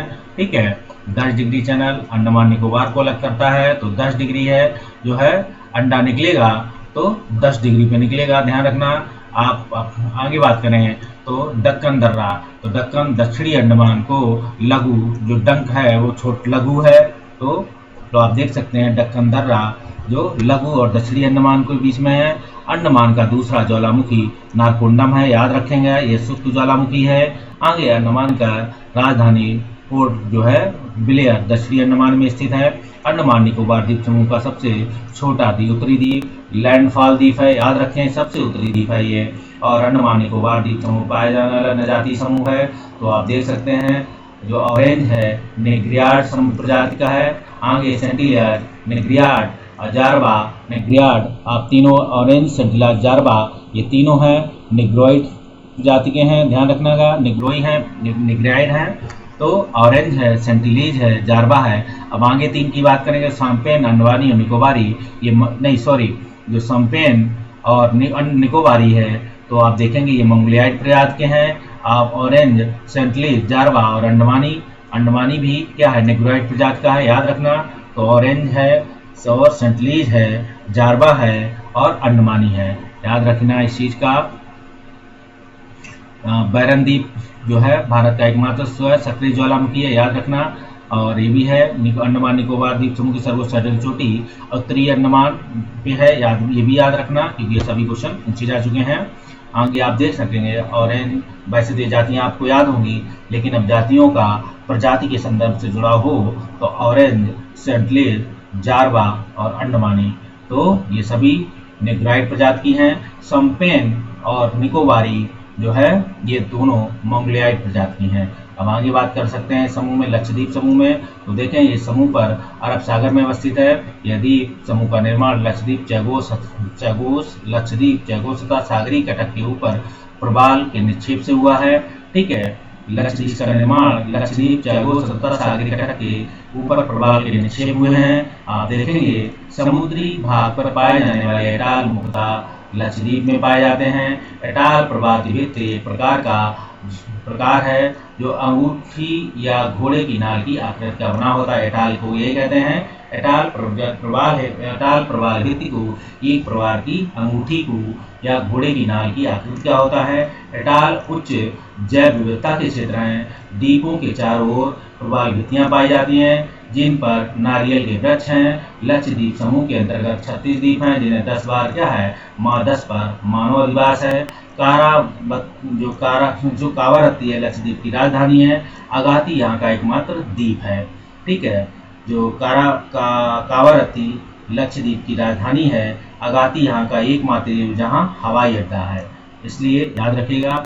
और आप करें एंड्रोट, जैसे लक्षद्वीप समूह का सबसे बड़ा द्वीप है तो एंड्रोट की बात होगी। नारियल यहाँ एकमात्र उत्पाद है, कृषि उत्पाद। मत्स्य यहाँ का मुख्य पेशा है। टूना यहाँ पकड़ी जाने वाली प्रमुख मछली है। और ये बात करेंगे पिट्टी द्वीप को जो है एक पक्षी अभ्यारण्य घोषित किया गया है। यहाँ स्थित एक पिट्टी द्वीप है। पिट्टी द्वीप याद रखना जो पक्षी अभ्यारण्य है, तो या पिट्टी पक्षी अभ्यारण्य पूछा जा सकता है, याद रखें इसे। यहाँ आप देखेंगे यहाँ लगभग 94% जनसंख्या मुस्लिम धर्मावलंबी है, सुन्नी संप्रदाय से संबंध रखती है। आप देखेंगे आगे तो मिनिकॉय द्वीप को छोड़कर सभी द्वीपों पर मलयालम भाषा बोली जाती है और मिनिकॉय में महल भाषा बोली जाती है। महल भाषा मूलतः मालदीव की भाषा है। और आप देखेंगे लक्षद्वीप मालदीव से लगा हुआ है। आगे बात करेंगे लक्षद्वीप का दक्षिणतम द्वीप मिनिकॉय है जो 9 डिग्री, जो मिनिकॉय है जो 9 डिग्री चैनल द्वारा अलग होता है, शेष द्वीपों से अलग करता है। लक्षद्वीप, मालदीव जो है 8 डिग्री चैनल द्वारा परस्पर अलग होते हैं। तो लक्ष और मालदीव है जो तो 8 डिग्री चैनल। 11 अक्षांश देखेंगे तो 11 अक्षांश को देख सकते हैं। ये सारे लक्षद्वीप को 2 बड़े भागों में विभक्त किया जाता है। जो उत्तरी भाग को अमीनदीवी कहते हैं, दक्षिणी भाग को कन्नानौर कहते हैं। क्वेश्चन कभी पूछा जा सकता है, क्वेश्चन आने की संभावना ज़्यादा है कि 11 अक्ष के सहारे आप किन भागों को विभक्त करते हैं। तो उत्तरी अक्षांश को अमीनदीवी और दक्षिणी भाग को कन्नानौर कहते हैं। आगे हम देख सकते हैं इस संदर्भ में अन्य द्वीपों में तो श्रीहरिकोटा द्वीप या पुलकट झील के अग्रभाग में अवस्थित है। ये प्रबाल द्वीप निर्मित है। आप देखेंगे पम्बन द्वीप के संदर्भ में ये मन्नार की खाड़ी में स्थित है। श्रीलंका के बीच में स्थित है। आदम ब्रिज का भाग है पन्नार द्वीप। तो पम्बन द्वीप को भी देख सकते हैं। श्रीहरिकोटा गए पुलकट झील तो अग्रभाग में अवस्थित है। प्रबाल द्वीप निर्मित है श्रीहरिकोटा। आगे पम्बन द्वीप आया तो मन्नार की खाड़ी में स्थित है पम्बन द्वीप। श्रीलंका में भारत और श्रीलंका के बीच में है और आदम ब्रिज का भाग है पम्बन द्वीप। ठीक, मन्नार की खाड़ी, भारत श्रीलंका, आदम ब्रिज का भाग। आगे बात करेंगे न्यू मुरे द्वीप। तो न्यू मुरे द्वीप ये बंगाल की खाड़ी में बांग्लादेश तथा भारत की सीमा पर अवस्थित है। ये दोनों देशों के बीच इस पर अधिकार को लेकर विवाद बना हुआ है। गंगा के मुहाने पर मलबों के निक्षेप से बना ये अति नवीन द्वीप है, जिस पे क्या होता है, बांग्लादेश क्या होता है, बांग्लादेश अपना अधिकार जमा रहा है कि मेरा द्वीप है। न्यू मुरे कहता है भारत हमारा है, लेकिन इस पे अधिकृत भाग अभी किसका है, आई थिंक बांग्लादेश के जो है इस पे जो है अभी अपना यूज कर रहा है, लेकिन वो इसे परमानेंट की बात है। आप देख सकते हैं व्हीलर द्वीप के संदर्भ में ये द्वीप महानदी ब्राह्मणी नदी की मुहाने पर, महानदी ब्राह्मणी मतलब व्हीलर, आप चले गए कहाँ, उड़ीसा की तरफ व्हीलर द्वीप है ये। आगे हम बात करेंगे भारत का अफवाह तंत्र, ड्रेनेज सिस्टम ऑफ इंडिया। तो एक देखेंगे एक निर्धारित जलमार्ग द्वारा जल के प्रवाह में अफवाह कहा जाता है। एक निर्धारित जलमार्ग द्वारा जल के प्रवाह को अफवाह कहा जाता है। इस प्रकार इस कहते हैं इस प्रकार कई जो है जलाशयों को क्या कहा जाता है, इस जलाशयों को कहा जाता है कि आप क्या कर सकते हैं, आप कर सकते हैं कि नदियों की उनकी सहायक क्या करेंगे, सहायक नदियों के द्वारा प्राकृतिक अपवाह तंत्र का विकास होता है। तो नदियों और उनकी सहायक नदियों के द्वारा प्राकृतिक अपवाह तंत्र का विकास हुआ और प्राकृतिक अपवाह में प्रभावित करने के कारण देखेंगे चट्टानों के स्वरूप और संरचना में है, स्तराकाली ढाल है, प्रवाहित जल की मात्रा है, प्रवाह की अवधि एवं समय है। उद्गम की दृष्टि से भारतीय अपवाह तंत्र को दो भागों में बांटा जाता है, हिमालय अपवाह तंत्र और प्रायद्वीपीय अपवाह तंत्र। आगे देख करेंगे हिमालय अपवाह तंत्र एवं प्रायद्वीपीय अपवाह तंत्र की तुलना में। तो हिमालयी नदियां और प्रायद्वीपीय नदियों में देख सकते हैं हिमालय नदियां सदा नीरा वर्ष भर जल से पूर्व होती हैं। इसका स्रोत प्रायः ग्लेशियर से जुड़ा होता है। इन नदियों में वर्ष में 2 बार जल की मात्रा में वृद्धि होती है। प्रथमतः ग्रीष्म ऋतु में बर्फ के पिघलने से समय, द्वितीय दक्षिण पूर्व मानसून के समय। उदाहरण गंगा यमुना कोसी नदी आती है। आप देख सकते हैं हिमालय नदियां सदा नीरा वर्ष भर जल से पूर्व होती हैं। इसका स्रोत प्रायः ग्लेशियर से जुड़ा होता है। इन नदियों में वर्ष में 2 बार जल की मात्रा में वृद्धि होती है। प्रथमतः ग्रीष्म ऋतु में बर्फ के पिघलने के समय, द्वितीय दक्षिण क्या होता है, दक्षिण पूर्वी मानसून के समय। गंगा यमुना कोसी आदि का उदाहरण देख सकते हैं। अब प्रायद्वीपीय नदियों की बात कर सकते हैं। ये नदियां ऋतुनिष्ठ होती हैं, ठीक है। वर्षा जल पर निर्भर होने के कारण वर्ष में केवल एक बार दक्षिण पश्चिमी मानसून से क्या होता है कि जल स्तर में वृद्धि होती है, क्योंकि तमिलनाडु में उत्तर पूर्वी मानसून से शीत ऋतु में वर्षा होती है। कावेरी के निचले भाग में जल स्तर उत्तर पूर्वी मानसून के समय क्या होता है, आप देखेंगे जो है तमिलनाडु के उत्तर पूर्व में शीत ऋतु में वर्षा होता है। कावेरी के निचले भाग में जल स्तर उत्तर पूर्वी मानसून में शीत ऋतु में बढ़ता है। आप देखेंगे चेन्नई में जो वर्षा होती है वो उत्तर पूर्वी मानसून के समय, इसी समय उनमें वर्षा होती है दिवाली के समय। आगे हम बात करेंगे हिमालय नदियों के संदर्भ में। तो आगे देखेंगे हिमालय नदियों की द्रोणी प्रायः विशाल होती है। गंगा द्रोणी हिमालय नदियां प्रायः अधिक लंबी होती हैं, जिसके कारण उच्च जो है क्षेत्र अधिक समुद्र से दूर होता है। आगे देखेंगे नदियां किसी न किसी बड़ी नदी की सहायक नदी होती है, अतः सीधा समुद्र में गिरती हैं। आगे बात करें नदियां जो है स्रोत क्षेत्र में गहरी घाटियों का एवं गाज का निर्माण करती हैं। आगे बात करें हिमालय नदियां गंगा मैदानी भागों में लंबी दूरी तय करती हैं तथा नाट्य नौकायन योग्य हैं। आगे मैदानी भागों से बहने के कारण भूभाग के भुरभुरे होने के कारण नदियां विसर्प का निर्माण करती हैं। आगे हम देख सकते हैं तो हिमालय नदियां प्रायः मुहाने पर डेल्टा का निर्माण करती हैं। आगे हम अगर इसकी बात करें तो देख सकते हैं प्रायद्वीपीय नदियों को द्रोणियां प्रायः छोटी होती हैं, जैसे नर्मदा ताप्ती। प्रायद्वीपीय नदियां तमिलनाडु दृष्टि से छोटी होती हैं। प्रायद्वीपीय नदियां तुलनात्मक दृष्टि से क्या होती हैं, छोटी होती हैं। और बात करें प्रायद्वीपीय जल ढाल के कारण अधिकतर नदियां समुद्र में जाती हैं। आगे बात करें प्रायद्वीपीय नदियों में घाटियां कम गहरी तथा उथली होती हैं। आप देखेंगे प्रायद्वीपीय नदियों की घाटियां कम गहरी तथा उथली होंगी। आप देखेंगे तो आप इसे देख सकते हैं, हिमालय उसकी तुलना में दिखाया गया है। प्रायद्वीपीय नदियाँ मार्ग में जलप्रपात बनाने के कारण, जल की मात्रा घटने के कारण, ठीक है, नदियाँ आप क्या करें, मार्ग में जलप्रपात बनाने लगेंगी। जल की मात्रा घटने के कारण नौकायन के अनुकूल नहीं है। डेल्टाई भागों में क्या है, जो है नाव्य है। ये प्रायद्वीपीय नदियाँ कठोरी चट्टानों भूभाग से होकर बहती हैं। कई नदियाँ भ्रंश घाटियों से होकर भी बहती हैं। इसका सीधा एवं रेखा इसका मार्ग सीधा एवं रेखी है। नर्मदा ताप्ती भ्रंश घाटी में बहने के कारण क्या होता है, रेखी प्रवाह का विकसित करती हैं। रेखी प्रवाह है। प्रायद्वीपीय नदियाँ मुहाने पर भ्रंश ज्वारामुख एस्चुरी का निर्माण, छोटे डेल्टा का निर्माण करती हैं। या तो ये ज्वारामुख डेल्टा का निर्माण है तो छोटा है, वैसे डेल्टा का तो निर्माण करेंगी नहीं, लेकिन करेंगी तो छोटे डेल्टा का निर्माण। अब हम हिमालय उपवाद तंत्र की बात कर लेते हैं। तो सिंधु नदी, गंगा नदी, ब्रह्मपुत्र नदी, आप देख सकते हैं ये है क्या, हिमालय उपवाद तंत्र में। तो सिंधु नदी तंत्र में चलते हैं। इस नदी तंत्र में आप देख लेंगे जो सबसे बड़ी ये नदी तंत्र, सिंधु नदी तंत्र में सिंधु सबसे बड़ी नदी है। आप देखेंगे झेलम, चिनाब, रावी, ब्यास एवं सतलज इसकी सहायक नदियां हैं। सिंधु नदी का उद्गम स्रोत तिब्बत के मानसरोवर झील के निकट होती है। दो नदियां हैं आप यहाँ मानसरोवर झील के निकट, एक हो गई जो है सिंधु, दूसरी हो गई ब्रह्मपुत्रा। आप देखेंगे पहले उत्तर पश्चिम दिशा में बहती है ये, फिर हिमालय पर्वत को काटती हुई जो है दमचौक के निकट, याद रखना ये स्थान दमचौक के निकट भारत में प्रवेश करेगी। दमचौक के बाद सिंधु एक पूर्ववर्ती नदी है। पूर्ववर्ती नदी का हम आपको एग्जाम्पल क्या होती है पूर्व नदी बता चुके हैं, जो नंगा पर्वत के उत्तर में तब भुंजी नामक स्थान पर क्या है, लद्दाख की श्रेणी को, नंगा पर्वत के उत्तर में भुंजी नामक स्थान में लद्दाख की श्रेणी को काट रही है और एक गहरी गाज का यहाँ निर्माण करेगी। यह चिल्लास के निकट क्या होगी, चिल्लाती हुई पाकिस्तान में, मतलब चिल्लास याद करने के हम बता रहे हैं, चिल्लास के निकट पाकिस्तान में प्रवेश करेगी। मिठानकोट से थोड़ा ऊपर इसमें जो है पंचनद आकर मिलते हैं, जो जिसे हम पंजाब की 5 नदियां हैं इसमें मिठानकोट पे आकर मिल जाती हैं पंचनद।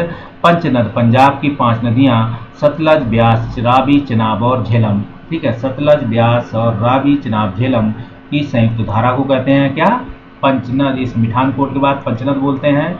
आगे बढ़े, सिंधु कराची के पूर्व में अरब सागर में मिल जाती है, याद रखिएगा, क्वेश्चन पूछा जा चुका है। अब देख सकते हैं सिंधु नदी के तंत्र उत्तर से दक्षिण के क्रम में देखेंगे तो आप देखेंगे सिंधु, आप देख सकते हैं सिंधु के बाद झेलम है, झेलम के बाद चिनाब है। तो आप देखेंगे सिंधु JCR, ठीक है, JCR याद कर लें, या सिंधु चिनाब नहीं, सॉरी, सिंधु है, झेलम है, चिनाब है, याद रखिएगा। आप देख रहे हैं सिंधु नदी आपकी ये बह रही है, ठीक है, मानसरोवर के निकट से निकल रही है, ठीक है, और आप देखेंगे इसे ये चिल्लाती हुई यहाँ पाकिस्तान में प्रवेश करती है। तो आप देखें चिल्लास हो गया, तो यहाँ से यहाँ तक बह रही है। इसमें देख सकते हो पहली नदी आपकी बहने वाली है झेलम, सॉरी, फिर सिंधु के बाद झेलम है, तो देख सकते हैं सिंधु के बाद झेलम नदी आ रही है, तो झेलम दूसरी नदी है जो बहती हुई मिलती है, आप देख सकते हैं। और आप इसके बाद आएगी चिनाब, तो दूसरी नदी इसमें देख सकते हैं चिनाब, जो संयुक्त धारा होती है। चिनाब के बाद देखेंगे इसमें रावी आके मिलती है, ठीक है। तो इसके बाद इसमें आगे आप देख सकते हैं सतलज बहती है, सतलज आके बहती है, सतलज की सहायक नदी ब्यास है, आप देख सकते हैं, जो आगे आपको बताएंगे कौन किसमें मिल रही है। तो आप देख सकते हैं तो सिंधु नदी में आप देखेंगे जो इसकी धारा मिलती है झेलम की, रावी से हम संयुक्त झेलम की संयुक्त धारा है। तो आप देख सकते हैं झेलम आके मिलती है यहाँ पे, तो इसको आप शुरू कर सकते हैं। झेलम नदी क्या है, झेलम जो है सिंधु नदी की एक सहायक नदी है। वेरीनाग और कश्मीर के निकट शेषनाग झील से निकलती है। श्रीनगर के निकट बूलर नामक झील से प्रवाहित होने के कारण सकरे घाट से प्रवाहित होकर पाकिस्तान पहुंचती है, ठीक है। पाकिस्तान में चिनाब नदी में मिल जाती है झेलम, ठीक है। चिनाब नदी में आप देख सकते हैं झेलम जो है चिनाब में मिलती है, और अतः यह चिनाब की सहायक नदी है झेलम, याद रखें इस चीज़ को। जो झेलम है चिनाब की सहायक नदी है, तो ये जो आ रही है झेलम इस चिनाब में आके मिल जाती है, चिनाब की सहायक नदी झेलम है, ठीक है, याद रखें। आगे झेलम नदी लगभग 170 किलोमीटर भारत पाक सीमा बनाती है, और झेलम नदी पर जम्मू की कश्मीर में 2 परियोजनाएं, पूरी परियोजनाएं चलाई जा रही हैं। आप चिनाब नदी की बात करें तो चिनाब नदी चिनाब, चंद्रा और भागा नदियों की दो सरिताओं से मिलने के कारण बनी है। दोनों सरिताएं क्या हैं? केलांग के निकट तांडी में मिलती हैं। ये सम्मिलित रुधारा चंद्रभागा नाम से हिमाचल प्रदेश के उत्तर पश्चिम में बहती हुई जम्मू कश्मीर में चिनाब के नाम से प्रवेश करती हैं। चिनाब नदी को झेलम तथा और रावी नदियों के प्रपात से होता है। चिनाब नदी चिनाब सिंध नदी की सबसे बड़ी सहायक नदी आप देख सकते हैं। चिनाब चंद्र एवं भागा नदियों की जो है दो सरिताओं से बना है और ये दोनों सरिताएं केलांग के निकट तंडी में मिल जाती हैं और ये सम्मिलित रूप से चंद्रभागा के नाम से हिमाचल प्रदेश से क्या करती हैं? ये हिमाचल चिनाब जो है हिमाचल से निकलती है, ध्यान रखिएगा। तो हिमाचल से निकलती हुई चंद्र और भागा से निकलती हुई और दोनों सरिताएं केलांग के निकट तंडी में मिलती हैं। सम्मिलित धारा को चंद्रभागा बोलते हैं। नाम से हिमाचल प्रदेश के उत्तर पश्चिम दिशा में बहती हुई जम्मू कश्मीर में जो है चिनाब में प्रवेश करती हैं, जो है चिनाब के नाम से जम्मू कश्मीर प्रवेश करेगी। चिनाब नदी को जो है चिनाब को क्या करेगी? चिनाब नदी को झेलम एवं रावी नदियों से जल प्राप्त होता है। आप देखेंगे जो है झेलम एवं रावी नदियों से जल प्राप्त होता है। चिनाब सिंध की सबसे बड़ी सहायक नदी है, याद रखें। सिंध की जो है सबसे बड़ी चिनाब सहायक नदी है तो सिंध की, और सिंध ही मेन नदी है तो सिंध की सबसे बड़ी सहायक नदी है जो चिनाब, आगे याद रखें। इसके बाद करते हैं चिनाब नदी पर निर्मित परियोजनाएं। तो सलाल जो जम्मू कश्मीर चिनाब में निर्मित है। बगलिहार तो देखें चिनाब नदी में दुलास्ती आप चिनाब नदी पे आगे बात करेंगे। रावी नदी पे देखेंगे इस नदी की उत्पत्ति हिमाचल प्रदेश के रोहतांग दर्रे के पास कुल्लू पर्वत से होती है, ठीक है, और माधोपुर के निकट ये पंजाब में प्रवेश करती है। रावी नदी की बात आई, हिमाचल के रोहतांग दर्रे से निकट कुल्लू पर्वत से निकलती है रावी और माधोपुर के निकट ये पंजाब में प्रवेश करती है। अमृतसर में से 26 किलोमीटर नीचे पाकिस्तान में प्रवेश करती है। रंगपुर के पास ये चिनाब में मिल जाती है, ठीक है। चिनाब ये सहायक नदी है तो देखेंगे रावी भी किसकी सहायक नदी है? चिनाब की। आगे बात करें रावी पर निर्मित परियोजनाएं तो देख सकते हैं चमेरा परियोजना रावी हिमाचल प्रदेश पे जल विद्युत है और थीम परियोजना रावी नदी पे है, पंजाब एवं हिमाचल की संयुक्त परियोजना है। आगे हम बात करेंगे ब्यास नदी। इस नदी की उत्पत्ति रावी की भांति रोहतांग दर्रे के निकट से होती है। आगे देखेंगे ब्यास नदी मैदानी भाग में प्रवेश करती है, हल्के बैराज नामक स्थल में सतलज में मिल जाती है। ब्यास नदी पूरी तरह भारतीय क्षेत्र में प्रवाहित है। हल्के बैराज नामक स्थान जो है ब्यास एवं सतलज संगम पर हल्के बैराज बना है। सबसे लंबी नहर इंदिरा गांधी नहर भारत की यहीं से निकाली गई है। आगे हम बात करेंगे पोंग परियोजना। इसे ब्यास नदी पर क्रियान्वित किया गया है। ये हिमाचल प्रदेश में स्थित है। सतलज नदी की बात करेंगे तो आप देखेंगे ये सतलज नदी जो है मानसरोवर के नजदीक राकस ताल से निकलती है तो देख सकते हो कि एक नदी मानसरोवर निकल से अभी सिंध निकली थी, दूसरी सतलज निकली है जो राकस ताल से निकलती है। ये भी पूर्ववर्ती उदाहरण है।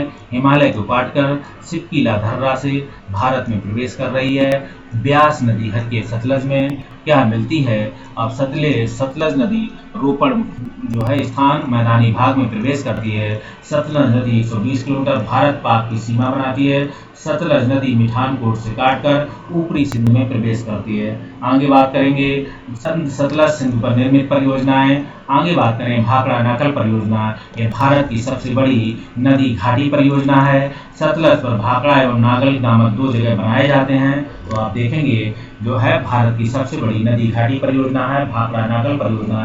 ये भारत की सबसे बड़ी नदी घाटी परियोजना है। सतलज पर भाखड़ा एवं नागल दो जगह बांध बनाए गए हैं। आप देख सकते हैं सतलज पर भाखड़ा एवं नागल दो जगह बांध बनाए गए हैं और देख सकते हैं भाखड़ा बांध विश्व का दूसरा सबसे ऊंचा बांध है। यह भारत की गोरखती बांध है। भाखड़ा जल विद्युत और बंगाल से सिंचाई के लिए बंगाल से सिंचाई के लिए जल आपूर्ति होती है, ठीक है। नागल से हम गलत बोल गए, भाखड़ा से जल विद्युत है तो नागल से सिंचाई आपूर्ति होती है। इसके लिए हिमाचल प्रदेश में गोविंद सागर जलाशय बनाया गया है और परियोजना पंजाब, हिमालय, हिमाचल प्रदेश, राजस्थान की 4 राज्यों को क्या लाभान्वित प्रभावित करती है। पंजाब, हरियाणा, हिमाचल प्रदेश, राजस्थान। इंदिरा गांधी नहर या राजस्थान नहर है, ब्यास और सतलज के संगम से हर के बैराज से निकाली गई है, विश्व की सबसे लंबी नहर है। इस नहर की जलापूर्ति रावी एवं ब्यास नदियों से जो है पोंग बांध बनाया गया है इसके लिए, ठीक है। रावी ब्यास नदियों पर क्या पोंग बांध है, और राजस्थान के मरुभूमि को लाभान्वित करती है। गंगा नदी में आते हैं तो देवनी गंगा का उद्गम उत्तराखंड के उत्तरकाशी जिले में गौमुख से निकलती है, गौमूत्री के हिम्मत से हुआ है। यहाँ भागीरथी के नाम से जानी जाती है। इस प्रदेश में बहने वाली अलकनंदा एक पूर्ववर्ती नदी है जो हिमालय को काटकर सक्रिय गाज का निर्माण करती है। आगे हम बात करेंगे जो देव प्रयाग में भागीरथी एवं अलकनंदा मिलती है। यहाँ से दोनों की संयुक्त धारा के नाम को गंगा हो जाता है। अलकनंदा नदी का उद्गम स्थल संतोपथ हिमानी हिमालय है। आप देखेंगे जिसके निर्माण के संदर्भ में तो आप इसे देख सकते हैं कि यह भागीरथी के नाम से जानी जाती है। इसी प्रदेश में बहने वाली अलकनंदा एक पूर्ववर्ती नदी है जो हिमालय को काटकर सक्रिय गाज का निर्माण करती है। देवप्रयाग में भागीरथी एवं अलकनंदा मिलती है। यहीं से दोनों की संयुक्त धारा का नाम गंगा हो जाता है। तो आपको बता दें इस प्रदेश में बहने वाली अलकनंदा एक पूर्ववर्ती नदी है, हिमालय को काटकर सक्रिय गाज का निर्माण है। देवप्रयाग में भागीरथी और अलकनंदा मिलती है। आप देख सकते हैं देवप्रयाग है तो देवप्रयाग में क्या होगा, देवप्रयाग में अलकनंदा और भागीरथी मिलती हैं। ये दोनों संयुक्त धारा का नाम होता है गंगा। अलकनंदा नदी का उद्गम स्थल संतोपथ हिमालय है, ध्यान रखना। आगे अलकनंदा के बाएं तट पर आप देखेंगे पूछा गया है क्वेश्चन यहाँ से, अलकनंदा के बाएं तट पे आप देखेंगे तो कर्णप्रयाग, ठीक है, पिंडर नदी मिलती है। आगे बात करेंगे अलकनंदा के दाहिने तट पर रुद्रप्रयाग के निकट मंदाकिनी नदी मिलती है। हरिद्वार के निकट गंगा मैदान में प्रवेश करती है। यमुना नदी इलाहाबाद में गंगा में मिल जाती है। फरक्का से आगे गंगा नदी बांग्लादेश में पद्मा नाम से जानी जाती है। आगे बात करें पश्चिम बंगाल में गंगा, भागीरथी और हुगली एवं बांग्लादेश में पद्मा, मेघना के नाम से दो अलग अलग धाराओं में बढ़ जाती है। आगे बात करें गोलकुंडा के नाम से जम्मू में जमुना में जो है ब्रह्मपुत्र नदी जो क्या गंगा से मिल जाती है। आप देख सकते हैं इसे। तो अलकनंदा के बाएं तट पर क्या है, कर्णप्रयाग है, जो जहाँ से क्या, जहाँ पिंडार नदी आके कर्णप्रयाग में और पिंडार नदी मिलेगी, और अलकनंदा के दाहिने तट पे आके रुद्रप्रयाग के निकट मंदाकिनी नदी मिलेगी, ठीक है। तो अलकनंदा के बाएं लेफ्ट हैंड साइड में कर्ण है, अलकनंदा के लेफ्ट में क्या है, कर्ण है जहाँ पिंडार नदी है। अलकनंदा के राइट हैंड हाथ में क्या है, जो है दाहिने तट पे तो रुद्रप्रयाग है जहाँ मंदाकिनी मिलेगी। इस तरीके आपने कानों को याद रखें। अलकनंदा आपके लेफ्ट हैंड साइड में है तो कर्णप्रयाग है, अलकनंदा के बाएं तट पे कर्णप्रयाग मतलब कर्ण के तो यहाँ पिंडार मिलेगी। राइट हैंड साइड पे आप देखेंगे रुद्रप्रयाग है जहाँ मंदाकिनी नदी मिलेगी। हरिद्वार के निकट आप देखेंगे जो है गंगा मैदान में प्रवेश करेगी, और यमुना नदी इलाहाबाद में आकर गंगा से मिलती है। फरक्का से आगे नदी बांग्लादेश में पद्मा के नाम से जानी जाएगी। फरक्का से आगे गंगा नदी जब बांग्लादेश में प्रवेश करेगी तो पद्मा के नाम से जानी जाएगी। पश्चिम बंगाल में गंगा, भागीरथी, हुगली और बांग्लादेश में पद्मा और मेघना के नाम से जो है दो अलग अलग धाराओं में बढ़ जाएगी, ठीक है। और गोलकुंडो में जमुना के रूप में ब्रह्मपुत्र नदी जो है गंगा से मिलती है। तो गोलकुंडो एक जगह है बांग्लादेश में, वहाँ जमुना जो ब्रह्मपुत्र जिसे बोलते हैं वो जमुना के रूप में ब्रह्मपुत्र नदी जो है गंगा से मिलेगी। आगे याद रखिए, आपको बताते हैं इस फिगर में देख सकते हैं इसे। गंगा नदी का राज्यभार विस्तार उत्तर प्रदेश सबसे ज्यादा है, फिर पश्चिम बंगाल है, फिर बिहार है, उत्तराखंड है। उत्तराखंड से निकलती है लेकिन सबसे कम उत्तराखंड में है, ध्यान रखें। ये आपकी गंगोत्री है, ठीक, यहाँ से निकलती है आपकी क्या, गोमुख से गंगा भागीरथी के नाम से। आप देखेंगे गंगा बहती हुई भिलंगना मिलती है टेहरी के पास इसमें, और ये है आपका देवप्रयाग, ठीक है, जिसे बोलते हैं देवप्रयाग। देवप्रयाग में आके मिलती है क्या, आके अलकनंदा। ये है आपकी अलकनंदा जो संतोपथ हिमालय से निकलती है। ये संतोपथ हिमालय है, ध्यान रखना, यहाँ से निकलती हुई आएगी और ये देवप्रयाग में आके मिलेगी। आप देखेंगे इसके बीच के खेल में आपको दिखाते हैं, ये अलकनंदा है। अलकनंदा के राइट लेफ्ट हैंड साइड में कौन सी थी, तो जो कर्णप्रयाग है, कर्णप्रयाग कान के लेफ्ट में पिंडार नदी है, और कान के लेफ्ट वो अलकनंदा के राइट हैंड पास में रुद्रप्रयाग है, अभी आपको बताएंगे। तो यहाँ पिंडार नदी मिलेगी कर्णप्रयाग में, और फिर आगे बहती हुई आगे आएंगी तो इसमें आप देखेंगे अलकनंदा के राइट हैंड साइड से क्या है, मंद मंद मुस्कुराती हुई मंदाकिनी नदी इसमें मिलेगी। तो यहाँ से क्या होगा, रुद्रप्रयाग, जब मंदाकिनी मुस्कुराएंगी तो केदारनाथ से निकलती हुई तो यहाँ रुद्रप्रयाग का रुद्र रूप धारण करेंगी अलकनंदा, और अलकनंदा फिर बहती हुई देवप्रयाग पहुंचेंगी। देवप्रयाग पहुंची तो इसमें इधर से भागीरथी मिलती हुई, तो भागीरथी जब मिलेंगी अलकनंदा से तो देवप्रयाग में मिलेगी। देव का मिलन हुआ किससे, देव से मिलन हुआ किसका, भागीरथी और अलकनंदा का। तो आप देखेंगे गंगा नदी का नाम से जानी जाएगी, और गंगा नदी बहते हुई आप देख सकते हैं बहती हुई सेम चीज है। देवप्रयाग में देख सकते हैं भागीरथी अलकनंदा है, रुद्रप्रयाग देखेंगे मंदाकिनी अलकनंदा है, कर्णप्रयाग देखेंगे पिंडार और अलकनंदा है, विष्णु प्रयाग देखेंगे धौली और अलकनंदा। ये चीज हमने आपको नहीं बताई शायद अभी, तो आप देखेंगे विष्णु प्रयाग की बात है इसमें कहीं पे, तो इसमें इन्होंने विष्णु प्रयाग नहीं बताया है। तो आप देख सकते हैं जो धौली गंगा जो है अलकगंगा से मिलती है विष्णु प्रयाग में, तो आप इसमें देख सकते हैं यहीं यहाँ से आसपास कोई एक और इसकी शाखा है जो इसमें इन्होंने नहीं दिखाई है, वो हम आपको दिखा देंगे। ठीक है, तो विष्णु प्रयाग में धौली गंगा, ठीक है, विष्णु है तो धौली गंगा।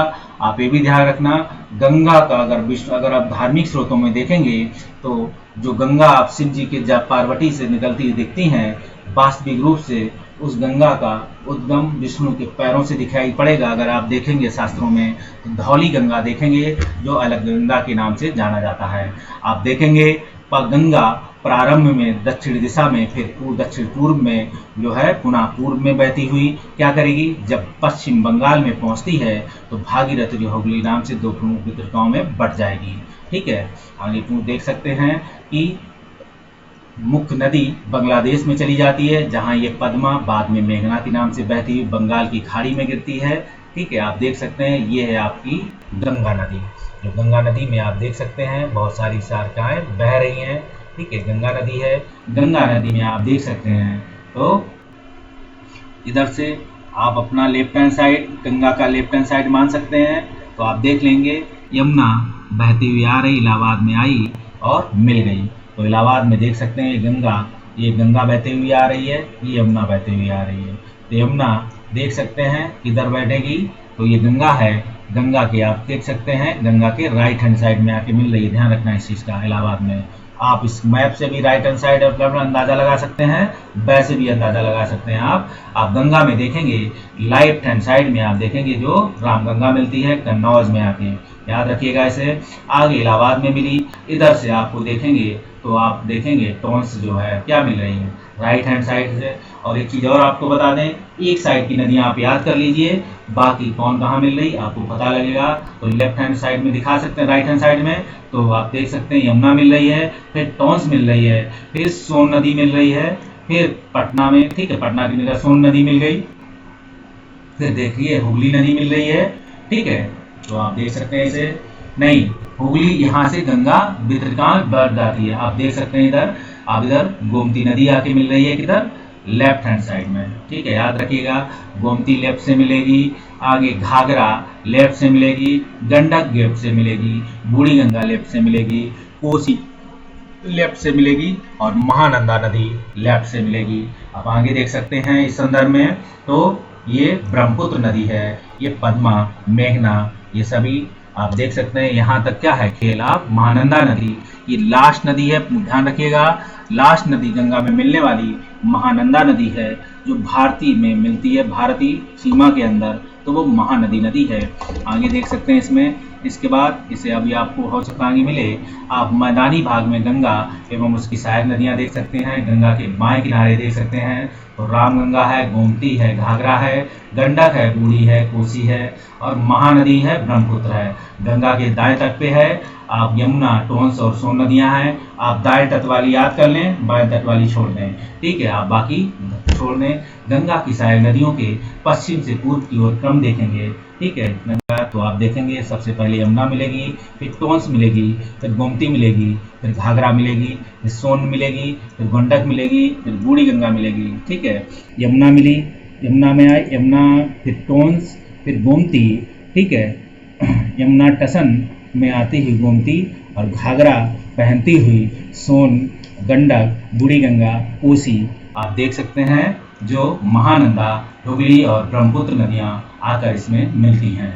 आगे हम बात करेंगे गंगा की सहायक नदियों में, तो देखेंगे यमुना की बात। यमुना भारत दक्षिण गंगा की सबसे बड़ी एवं महत्वपूर्ण सहायक नदी है, जो बंदरपूंछ से निकलती हुई जो है बंदरपूंछ श्रेणी से यमुनोत्री हिमालय से निकलती है। आप देखेंगे प्रारंभ में गंगा के पश्चिम में बहती है, बाद में गंगा के दक्षिण में बहती है। पहले गंगा के पश्चिम में, फिर गंगा के दक्षिण में और इलाहाबाद के निकट में गंगा के दाएं तट पे आप देखेंगे मिलती है। ठीक है, मिलन हुआ। और यमुना नदी मथुरा तक दक्षिण दिशा में बहती है, बाद में इलाहाबाद तक दक्षिण पूर्वी दिशा में बहती है। बहुत खास इंपॉर्टेंट है, कभी पूछा जाए।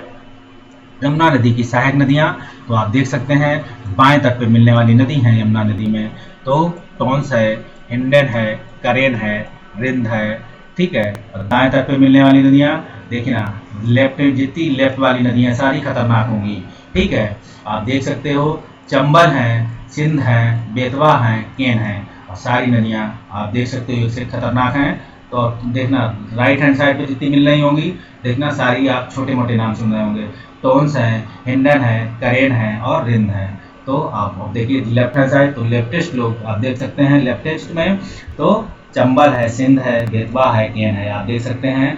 आगे पश्चिम से पूर्व की ओर क्रम देखेंगे, तो पश्चिम से पूर्व की ओर चंबल, सिंध, बेतवा, केन के संदर्भ में देख सकते हैं। आप देख सकते हैं ये जो यमुना नदी है, आप देख सकते हैं इसमें लेफ्ट हैंड साइड में क्या बह रही है, लेफ्ट हैंड साइड में अगर देखेंगे तो केन बह रही है, और आप देखेंगे ये है यमुना नदी। ठीक, आप बह रही है, तो आप इसमें देख सकते हैं ये चंबल नदी आ रही है, इसकी सबसे बड़ी सहायक नदी याद रखिएगा। इसमें चंबल में आप देख रहे हैं बनास आ रही है, तो लेफ्ट हैंड साइड में बनास बह रही है। बाकी चंबल में देखेंगे एक क्षिप्रा नदी मिल रही है, क्षिप्रा नदी पे बसा हुआ शहर उज्जैन है। कालीबंगा शहर आप देख सकते हैं बसा हुआ है। पार्वती नदी वैसे आ रही है, तो ये सभी आप देख सकते हैं। तो और आप सीख सकते हैं सिंध जो है इसकी यमुना की सहायक नदी है, बेतवा सहायक नदी है, चंबल बेतवा की सहायक नदी, केन सहायक नदी है। ये सभी लेफ्ट हैंड साइड नदियां हैं, आपको ध्यान रखिएगा इस शिफ्ट में। आगे हम बात करेंगे चंबल नदी। तो चंबल मध्य प्रदेश के मालवा पठार पर स्थित महू के निकट जो जनापाव पहाड़ियों से निकलती है, उत्तर पश्चिम में राजस्थान के कोटा जिले तक गार्ड से होकर गुजरती हुई, बाद में बूंदी, सवाई माधोपुर, धौलपुर से होते हुए अंत में उत्तर प्रदेश के इटावा जिले में क्या होती है, घूमती हुई यमुना में मिल जाती है। और देखेंगे चंबल नदी अपनी उत्खात भूमि, बैडलैंड टोपोग्राफी या अब जो है अबनालिका अपर्दन के लिए प्रसिद्ध है। उत्खात भूमि को यहाँ बीहड़ या कहा जाता है। चंबल नदी की प्रमुख सहायक नदियाँ बनास, क्षिप्रा, काली सिंध हैं या पूर्व नदी सिंध उदाहरण है। आगे बात करें केन नदी, मध्य प्रदेश के सतना जिले में स्थित कैमूर पहाड़ियों से निकलती है, बांदा जिले के निकट यमुना से मिल जाती हैं। ठीक है, मध्य प्रदेश के सतना से कैमूर की पहाड़ियों से निकलेगी कौन सी, केन नदी, और बांदा जिले के निकट यमुना में मिल जाएगी। आपको बता दें नदियों के क्रम में देखेंगे तो केन नदी का पानी अभी बहुत स्वच्छ है ऐसा कहा गया है। आगे बात करेंगे बेतवा नदी, तो इसका उद्गम जो है कुमरा गांव। ठीक है, बेतवा नदी देखेंगे रायसेन के विंध्य पर्वत श्रृंखला से होती हुई प्राचीन काल में से नेत्रावती के नाम से जाना जाता है। ये मध्य प्रदेश में बहती हुई ओरछा के निकट उत्तर प्रदेश में प्रवेश कर जाती है।